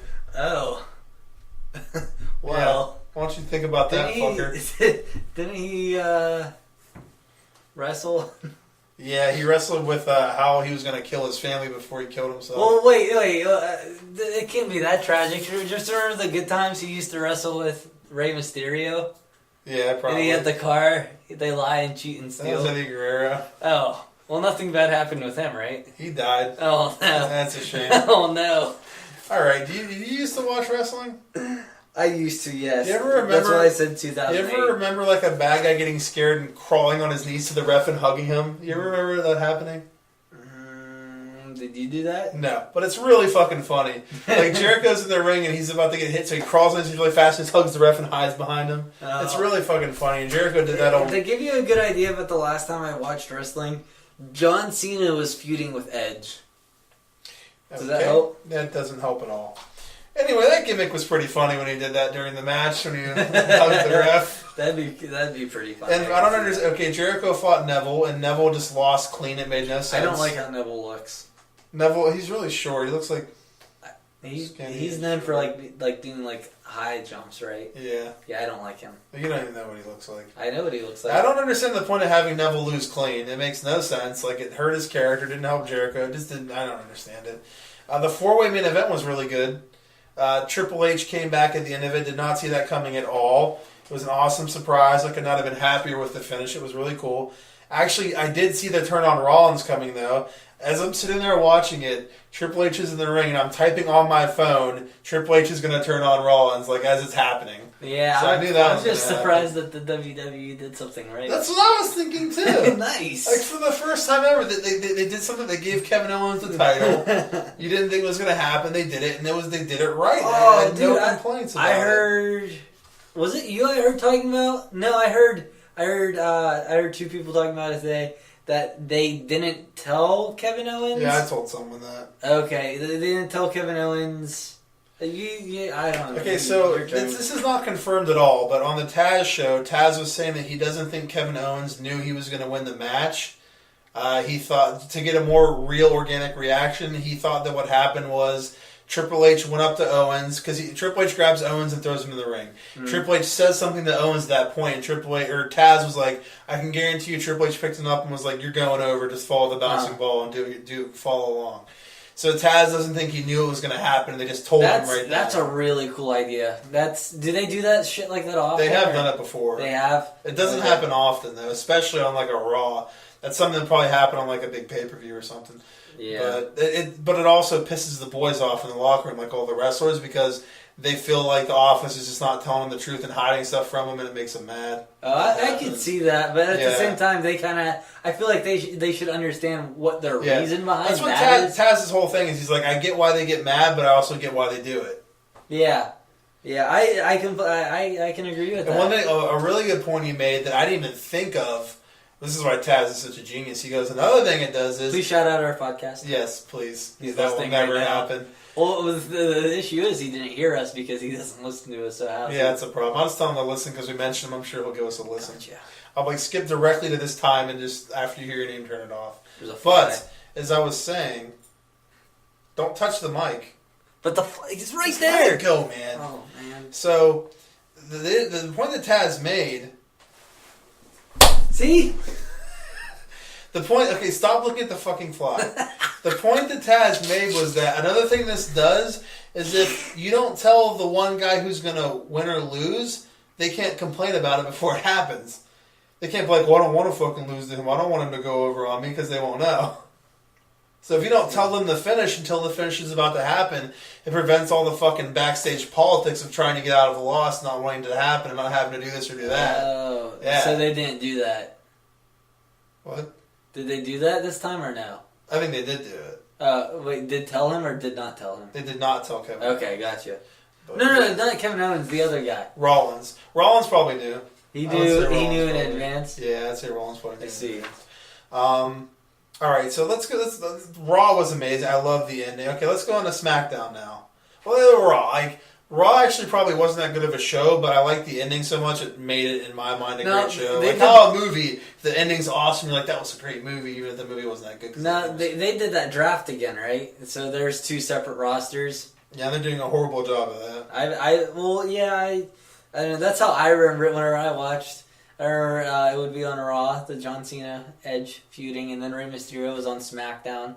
Yeah, the draft's been going on for like a month, and they already had a match with people from both shows together. It's fucking stupid. It's real. They're doing a horrible job of the draft this time. Yeah, really bad. They need to do a Secret Wars. That's their Okay, let's talk about SmackDown. SmackDown. They can make John Cena God. I really hate the hype bros. John Cena be God. I hate the hype bros so much. Dude, I remember... there was a period where I was watching NXT, and I did like it a lot. There's so much for me to fucking keep up with. Yeah. With everything else, I just kind of fell off the wagon. Yeah, I really hate the hype bros. They're fucking annoying and stupid. I can't stand them. Shinsuke Nakamura. The Vaudevillains lost again. And I actually have a question. I like them. Dude, I did like them. They were the first match I ever watched. Well, I have a question for Tito about the Vaudevillains. I'm sure you'll understand exactly what I'm talking about. You think the Vaudevillains have heat from the backstage fight? I do. You mean like they did? Okay, let me see if I can translate this in a way that I understand. There was a backstage fight that was scripted. No, not scripted. That they had aggression towards, and you're asking if they brought that grudge into what they were doing in the ring. No. Okay, so Simon Gotch... I fucking hate you. I quit. Shut the fuck up. Simon Gotch and I think one of the fucking mask guys, I think Sin Cara, got into a shoot. Sin Cara. He's the one who looks like a flamingo, right? Yes. No. You're annoying. Okay, so... What? I didn't mean it. I'm sorry. No. I was like, I thought he was the flamingo guy. Guess not. What flamingo guy? What the fuck are you talking about? I remember a guy dressing very not straight whenever I was looking up some of the characters. I don't know who you're talking about. Sin Cara. Maybe you're talking about Does he wear a mask? Fandango. Oh, no. Okay, yeah, I am thinking about him. But Sin Cara, okay. Was he on Lucha Underground? No. Lucha Underground was something I watched a lot of. That was hard to... Yeah. That's good. I'm sorry. This won't happen on Yoga Hosers, I promise. Anyway, so what happened was Simon Gotch got in a real shoot backstage fight with Sin Cara. Mm-hmm. Apparently, from what I understand, Sin Cara actually kicked his ass. But anyway, I guess Simon Gotch is like a real fucking dick backstage, and a lot of people don't like him, and he got in a fight. And what I'm wondering is if because this happened, the Office is mad at him, so they're making the Vaudevillains lose all the time. Huh. Because that happens. If you get heat backstage and fucking the Office is like, fuck you, we don't like you, they will just bury you all the time. So he is like your superiors you're not on a good level with. Heat? Heat, yeah. No, heat is whenever, like, if I fucking, let's say I fucking take your food and I throw it in the garbage, you get pissed off at me. I have heat with you now because you're mad at me. Beef. Yes. And you just say beef. Because no one says fucking beef anymore. It's not 1999. Who cares about fucking beef? 1999 was a good year. I was 5 years old. That was a good year for beef. Okay, so I did realize when I was watching the AJ Styles match, and that he won that. He's the only one I care about on SmackDown. Angelico? I don't care about anyone but AJ Styles on SmackDown at all. Name some people on SmackDown, maybe I'm not doing that. Except for Alexa Bliss. Oh, yeah! And the women that are hot. Other than them, I don't really care about anyone else on SmackDown but AJ Styles. Rhino is growing on me more and more. Oh, no, he's on NXT, never mind. Rhino is growing on me more and more. Did he fight Spider-Man this week? No. Was it Paul Giamatti? No. See, now this is exactly what I did not do in your comic segment. You're right. And you're doing it a lot. You're right. I'm sorry. You're doing it every time I say something. I had to catch up from the other weeks. Every time I say something, I had to catch up from the other weeks. Well, I'm going to get revenge next week. It's going to go back to how it was. I'm just kidding. It's not going to stop happen. now. That's not going to happen. I'm just kidding. We did so good this week. We were doing good. We were doing good. Yeah, we were doing great. I'm going to sip my coffee over here. I'm going to let you... So, Rhino is growing more and more on me. He had a backstage segment with Heath Slater, which was funny. Heath Slater, in his single-wide trailer, set out some hors d'oeuvres for Rhino. And he had some cheese whiz. See, this is just as bad. What? I don't know what you're talking about. He had some cheese whiz, and they had black tape over the name brand. Apparently, you can't see the name brand, which is funny. And when they show Rhino, he's just staring out a window, looking into the street, all fucking paranoid, which was funny. Is he actually a big guy, or yeah, he's like he's a big guy. Okay. He's not tall. He's probably just as tall as me, but he's really fucking like thick, and, like big, muscular. Okay. But there's a shot where Heath Slater's trailer park trash wife is like, the hors d'oeuvres are a fucking shitty paper plate with crackers on them. And she goes to grab a cracker, and Rhino just kind of pulls the plate towards him afterwards. He doesn't want her to have any, which is pretty funny. That's kind of funny. And then towards the end of the segment, he like shrugs when Renee asked him why he joined Slater. He's like, which is kind of funny.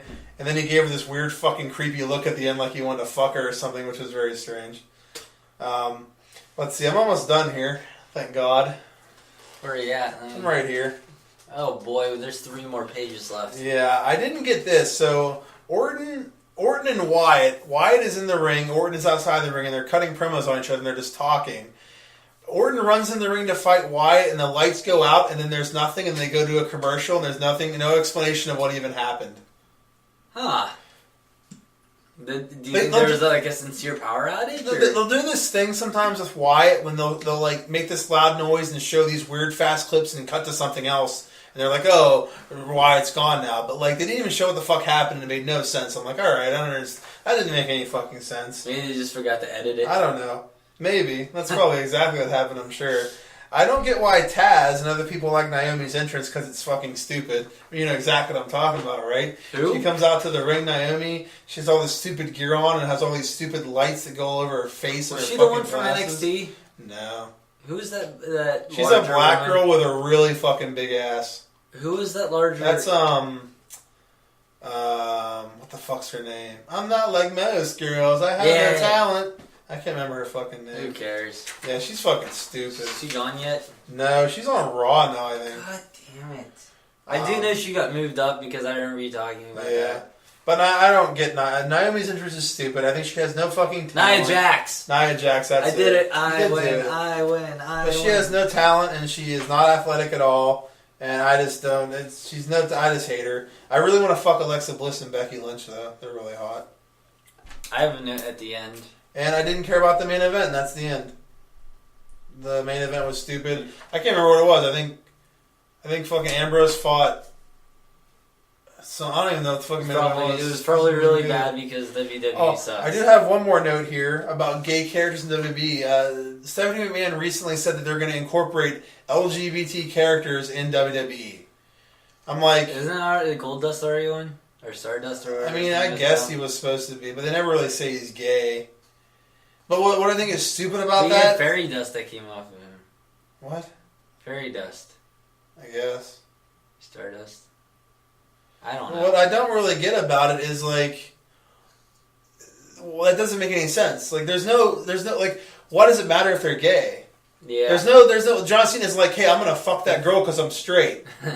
That's not how it works. It's not part of the show. Yeah, it's not part of the show. So why is there going to be a segment where some guys are like, I'm gay and I like men? What the fuck does it matter? It's irrelevant. Maybe like a gay tag team where What's they really, make out with each other before they come out to the ring. What was really fucking weird was there's this guy Braun Strowman who's fighting these people, these guys that all they do is lose. They get their asses kicked. And every time they do it, they interview him. And the one guy, like, last week, they interviewed him, and you're like, why do you want to fight Braun Strowman? He's just going to destroy you. He's like, because I like big, sweaty men in tights. And I'm like, what the fuck? Is that supposed to be an LGBT character? I don't understand it. So basically, you're going to tell me that you're going to take the show with large, muscular men greased up in oil who are in their underwear grabbing each other, and you're going to throw in gay characters with it now? Yes. Aren't they already gay? No, they just like men. That's not gay. That's not gay at all. Alright, that's the end of the wrestling segment. Well, I did have a question. Do they still do those? I remember on the game I had, there was a bra and panty match. Do they still do those? No. I actually look back and frown upon that because it was really sexist. Really? It's a match of women just being naked. I mean, what about the Lingerie Football League? Like, now the women just actually have wrestling matches now. So there's no bra and panty match? No, they don't do that anymore. Did they actually get naked? Because in the game I had, they did not get naked. No, they did not actually get naked. They were down to their bra and panties. Hence a bra and panties. Yeah, but they're already wearing like a fucking swimsuit, basically. They don't get naked, I don't even want to tell you. And that's the end of that. And we'll be back with I love wrestling. We'll be back with our final segment here. We have some other things to go over. And, alright, that's enough of that. Shinsuke Nakamura. Because there's a hand. He's doing the Shinsuke Nakamura suck my face thing or whatever it is. I don't know. Alright, later.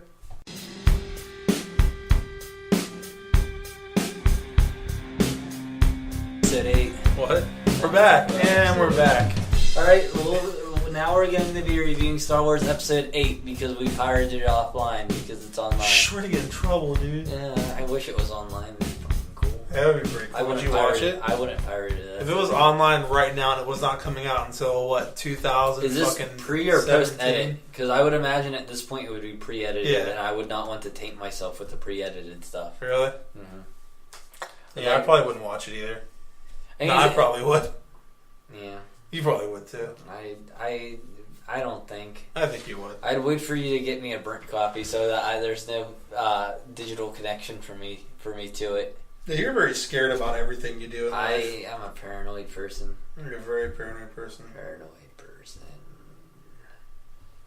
Okay, so let's we're starting a new thing we're doing now.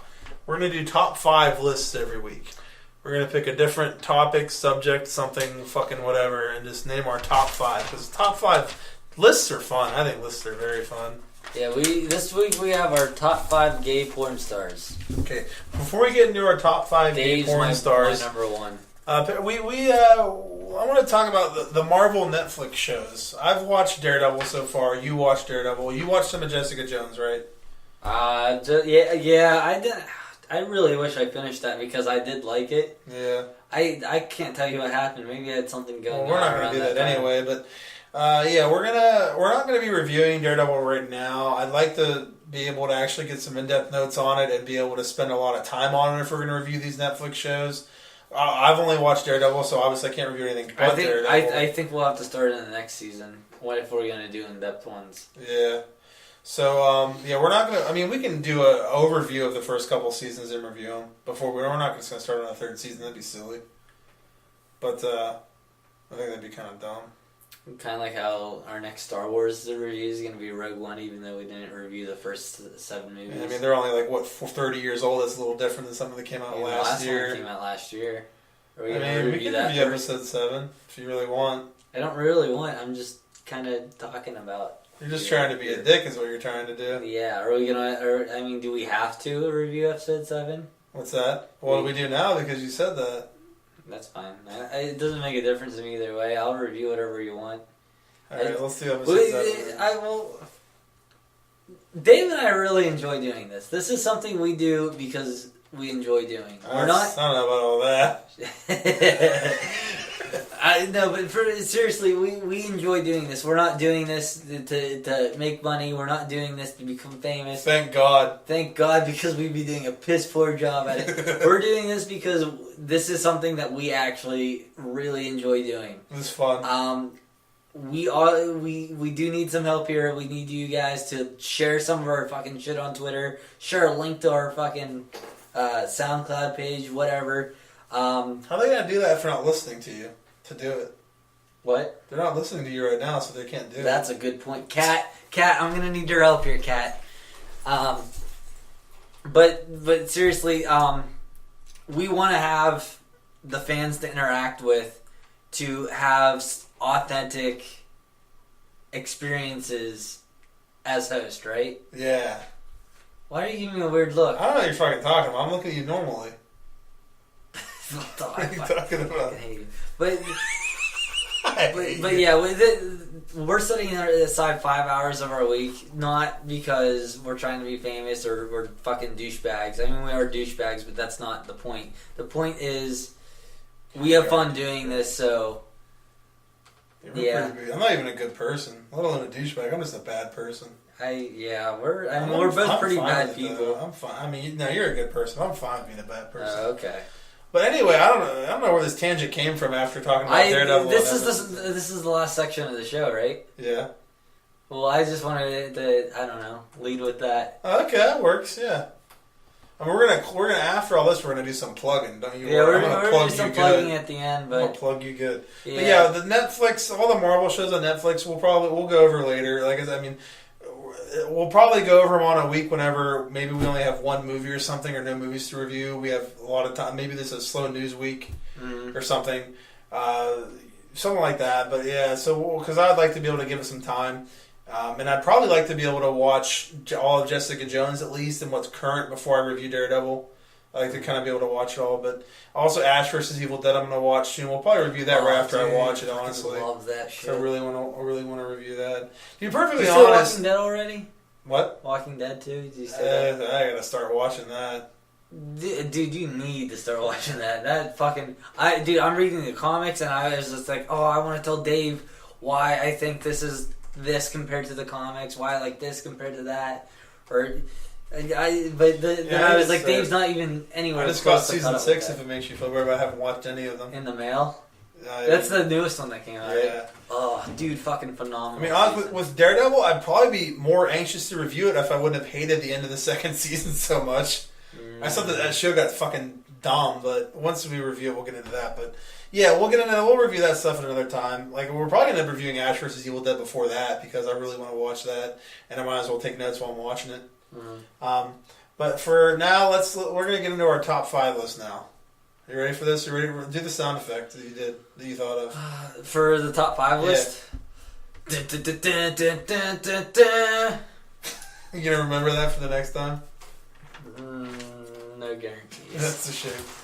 Alright, this time we are doing top 5 sex toys. Is that what we're doing? Yeah, gay porn stars. Yeah. Okay, number 1, Ron Jeremy. Wait. Shouldn't we start from number 5? Number 5, Ron Jeremy. Number 4, Ron Jeremy. Number 3, that white dude that got AIDS. I can't remember his name. Number 2, Ron Howard's brother with the bigger head. Number 1, the guy that died in Wonderland that got beat to death with a pipe. Who's also named Ron Jeremy. I don't know if that was his name, but it was a good movie. Don't quote us on that. Yeah. All right, the top 5 for this week is... Back the fuck up, kid. Sorry, I was leaning into my notes. All right, okay. Top 5, what is it this week? Superheroes. Ooh, top 5 superheroes. That purposely ties in perfect with your comic review section. These aren't like heroes for like Conan the Barbarian. These are like actual like superpowered. These are probably comic book heroes for the most part, like comic book characters. Yeah, not necessarily from comics. They're just, like the more like the DC Marvel genre of hero. Now let me preface this with my list is going to be fucking dumb because my list is it's solely based on movies. Dude, there's nothing wrong with that. There's nothing. So I have a very limited pool of superheroes I'm choosing from. I hate the fucking people who are like heavy comic book readers who are like, oh, dude, you only watch the movies. You don't even know anything about the characters or whatever. They'll discredit people because they've never read the comics and they've only like seen the movies. But that's what fucking... The movies are such a fucking big format for entertainment. I don't know how you can discredit the movies so much because not as many people are introduced in the comics. Yeah, see, I agree. And the thing with my list is like my list is pretty much based on the order in which I love the movies.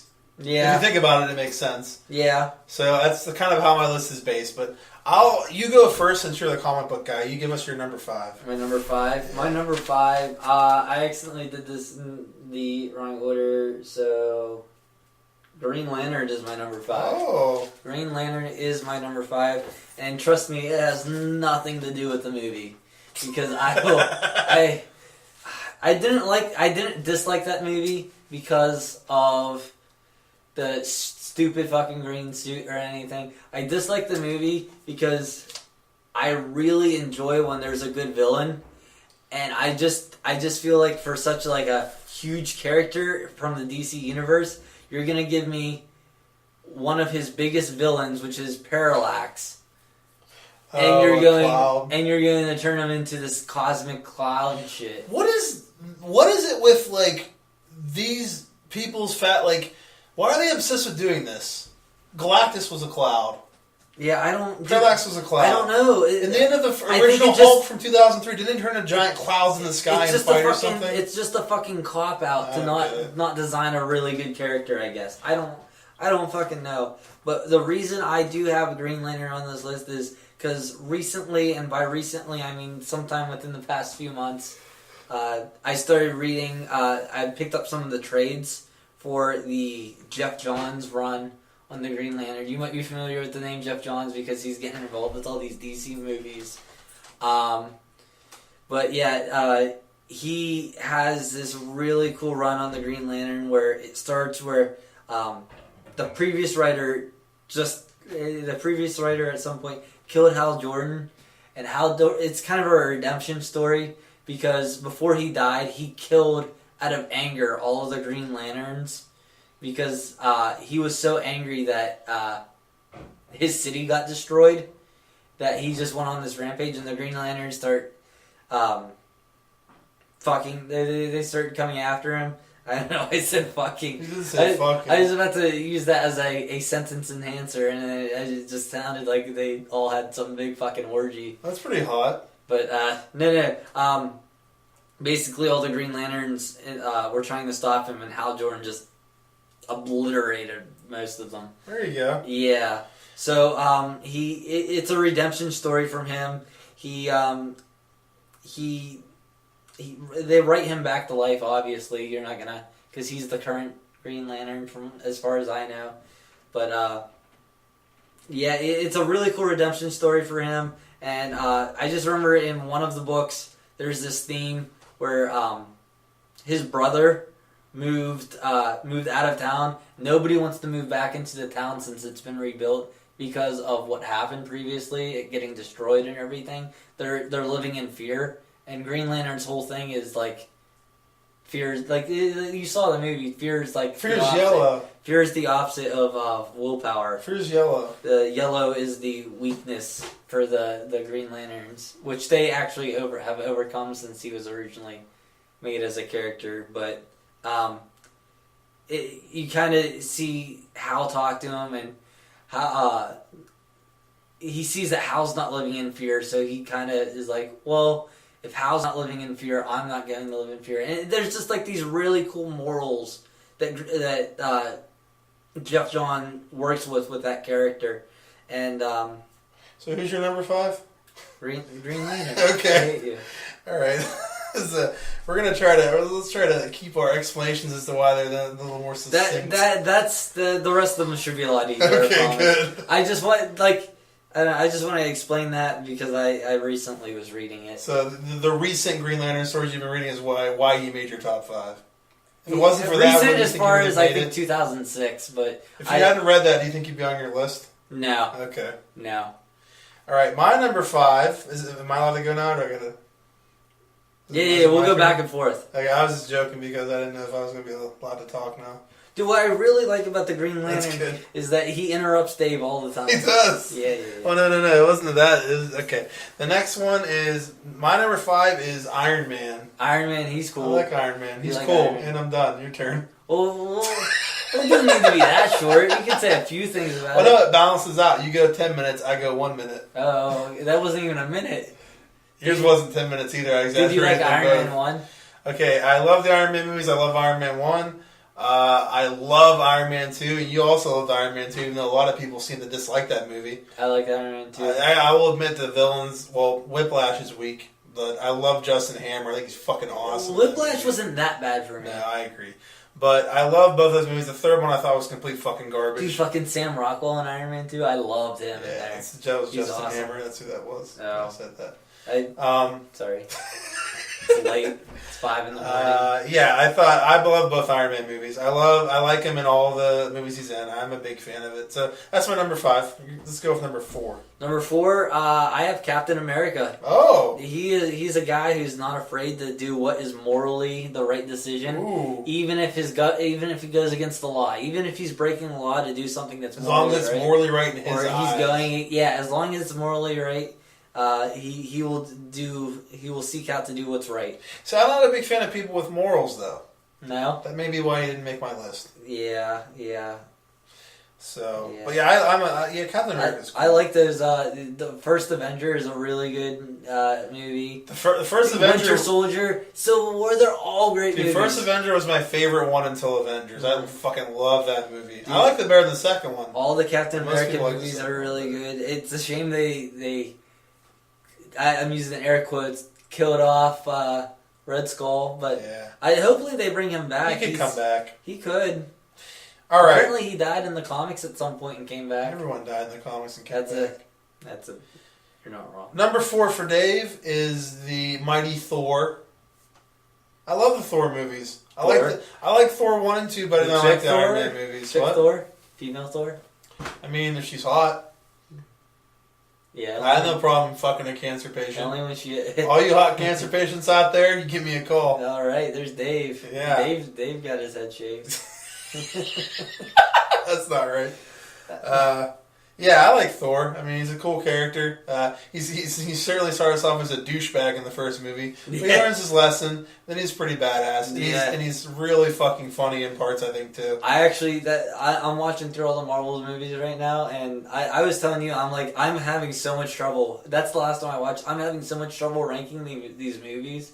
He's at the bottom of my list out of the first 4, but only barely. Yeah. They're all such they're all so good. They're so good. All right, so yeah, Thor's my number 4, and your number 3? Number 3 is Spider-Man. Oh boy, Spider-Man. He's that misfit kid in high school who he's not popular, gets picked on, and it's kind of good seeing that nerd doing good.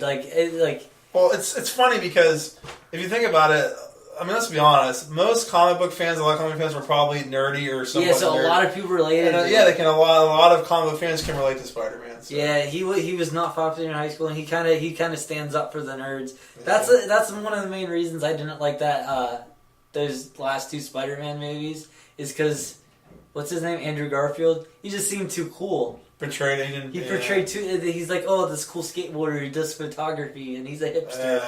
What the fuck? All right, my number 3 is going to be Captain America.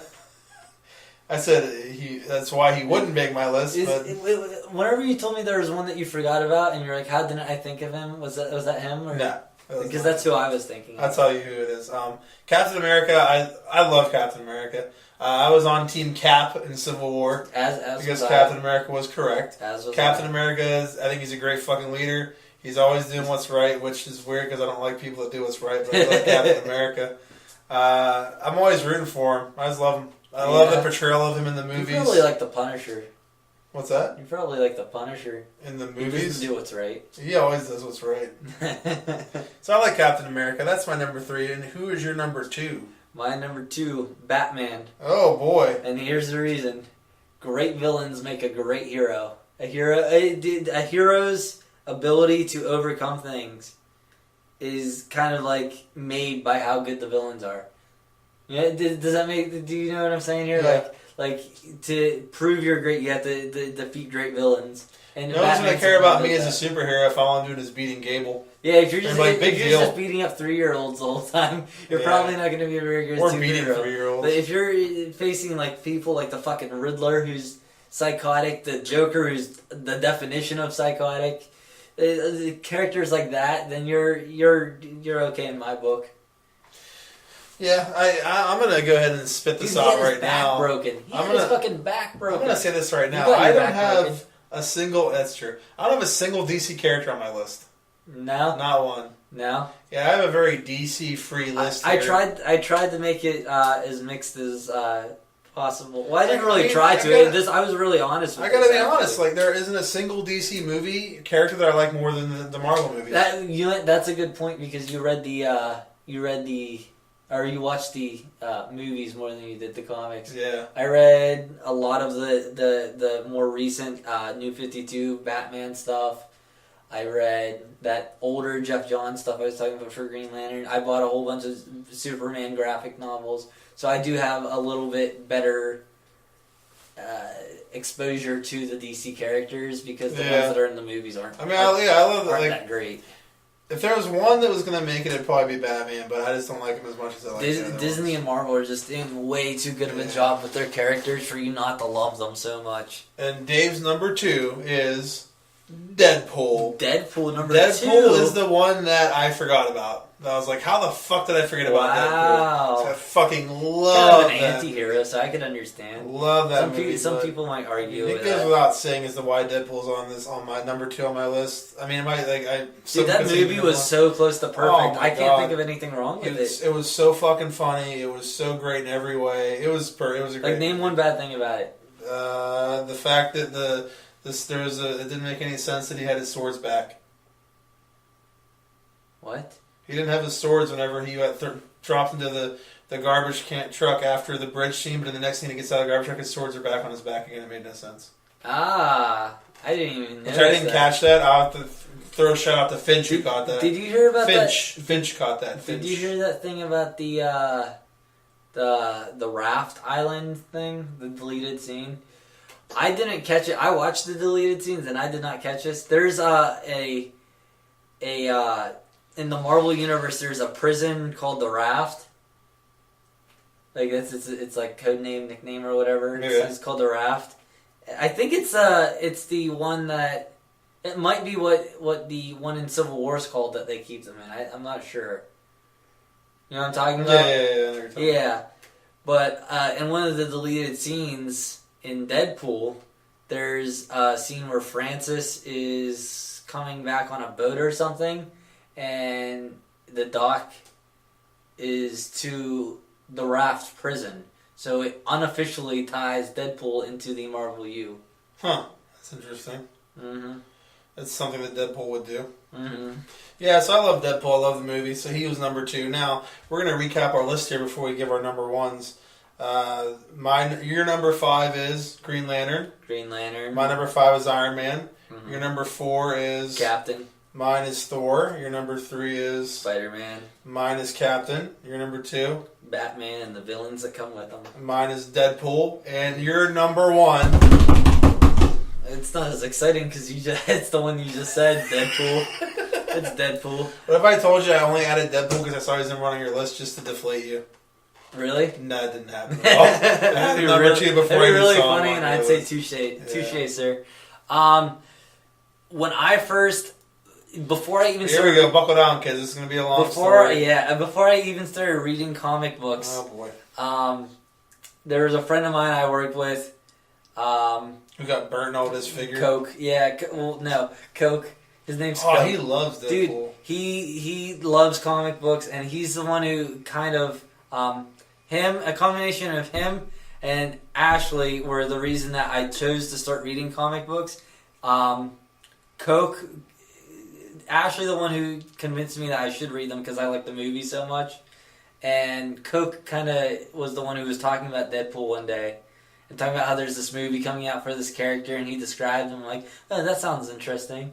So I pick up a Deadpool comic, and I pick out the original series, and Deadpool, he's this character who's he's a fuck up. His life's fucked up. Nobody thinks highly of him. He's just, and he like tries to change himself through the better, but he just keeps falling back in these old habits of what people think of him, and he's like. It's a good example of people are what other people kind of expect from them as opposed to what they actually want to be. And it just, like, I could relate to him as a character who's just trying to better themselves, who just doesn't have a high opinion of themselves sometimes. So for me personally, I could relate to him through this earlier comics. And yeah, Deadpool. He's what got me in the comics, and Jerry Dugan Jerry Dugan's the current writer for Deadpool. Kind of turned him into a clown. Oh, is that bad? I don't get the whole he's just this guy trying to make better of himself vibe anymore from him. He's just trying to be funny. He's just trying to get laughs. Mm-hmm. Well, he likes attention to But Deadpool. I fucking love that movie. That movie was so great. It got that point across. Deadpool is your number 1. My number 1 is Spider-Man. Spider-Man? Spider-Man's my number 1. Spider-Man 2 is my favorite superhero movie of all time. Dude, you like the Raimi brothers, though, so they were involved. I love that fucking movie. I remember seeing that movie in the theater and being like, I can't fucking believe I have to wait years for Spider-Man 3. I was so pissed. Did you only like it because Bruce Campbell was involved? He was involved in all 3. I know.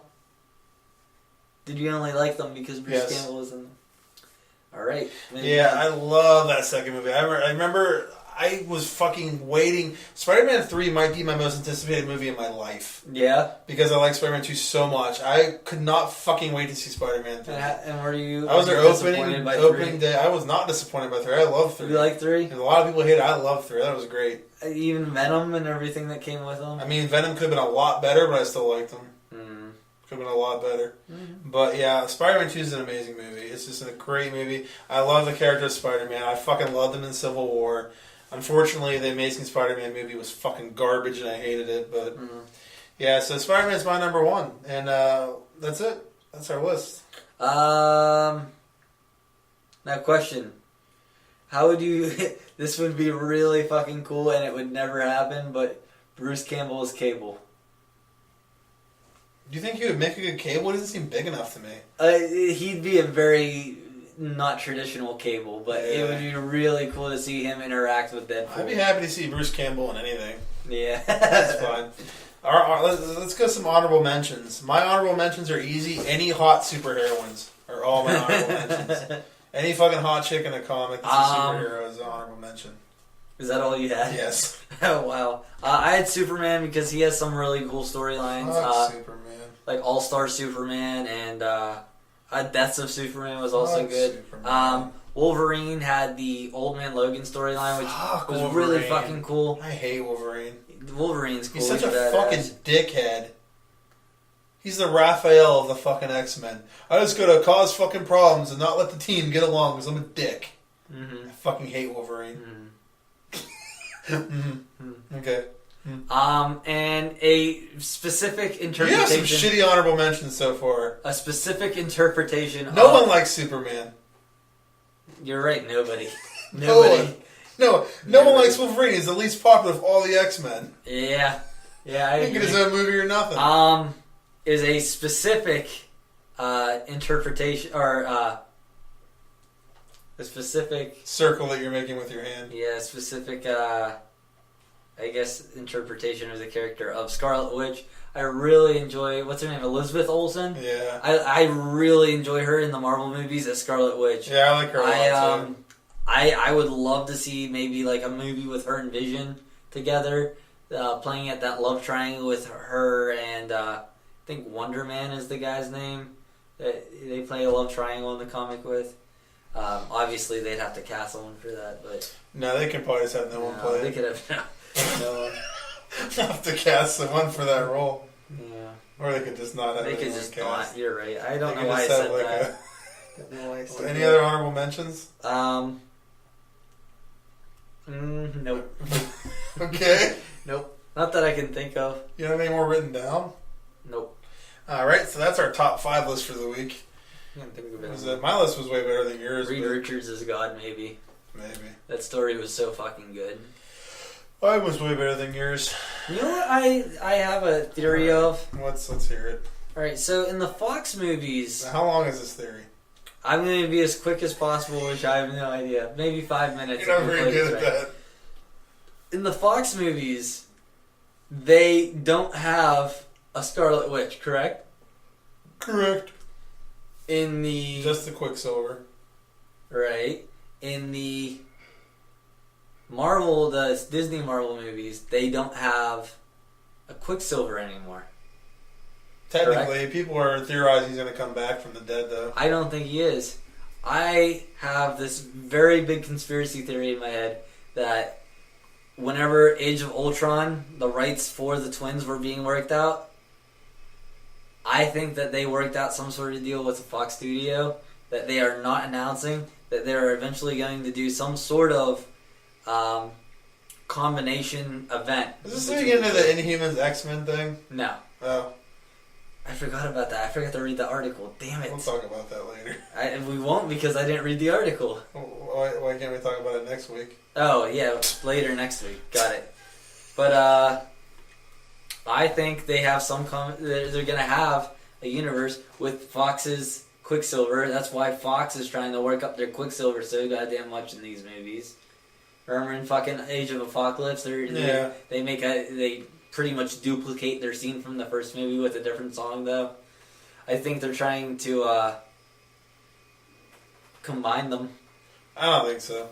Dude, I think if anything's getting that...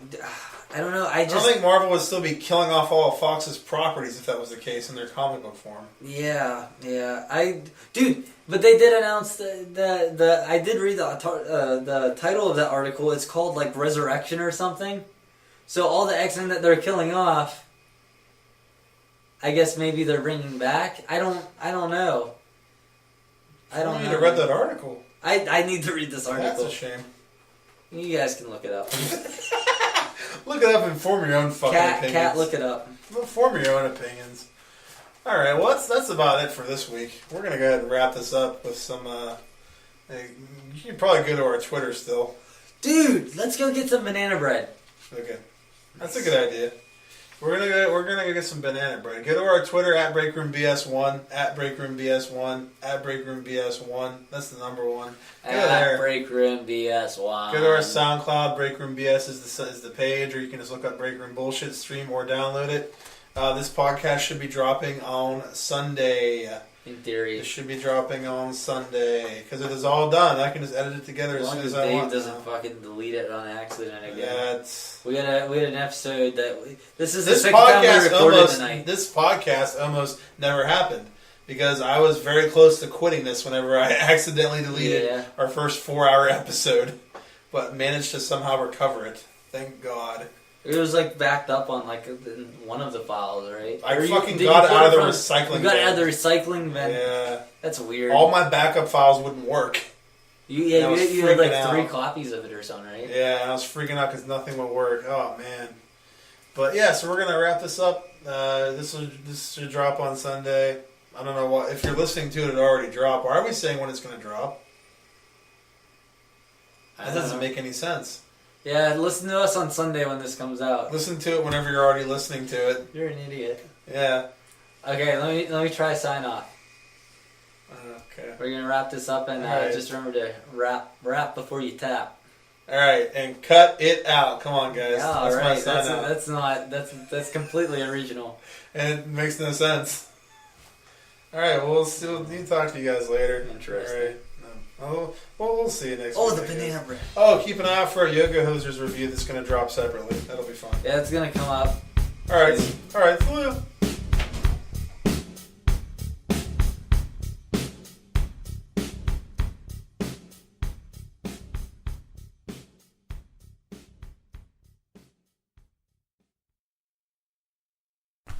Oh, I'm such a fucking badass.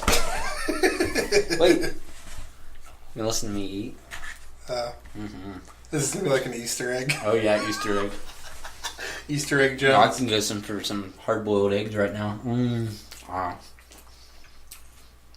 Meatloaf, banana bread. Banana meatloaf. Is it going to pick... Dude, remember how well it was picking up me eating those fucking donuts last time? Really? Remember we hit play and you could just hear me fucking eating in the background? We didn't post that, did we? No. Well, yeah, that was in the actual podcast. Was it? Yeah. Huh. Dude, there's nuts in this shit, too. I got some nut for you. It's my jizz. These nuts. That's not nice. Mm-hmm.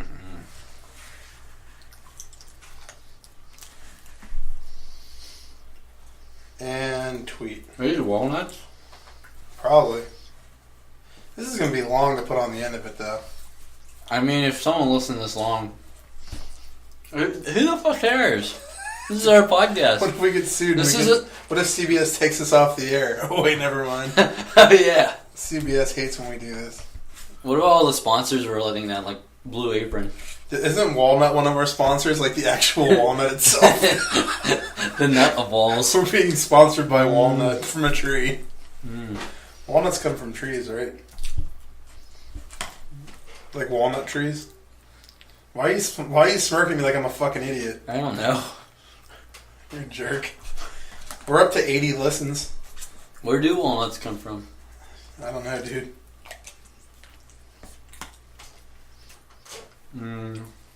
Are you done yet? Nope. Alright, sir. Are you guys done listening yet? There's something cool at the end. But isn't this the thing at the end? No, at the end of me eating. Hey, I want a bite of that. There's something cool that happens. You didn't even offer me any, dude. Oh, yeah. Here you go. You didn't even offer me a single bite. bite. Actually finish that. Really? Mm-hmm. Are you sure? Yeah. I didn't know if it was going to be too spicy for you. God, banana bread's my fucking favorite, dude. Oh, you're really close to that microphone. Make sure you get those sounds in there. This is so good. No, that's fucking good. Alright, so now that you listen all the way through all of us eating that, you get nothing. Thanks for listening. See ya. Make sure you follow us. Yeah, do that.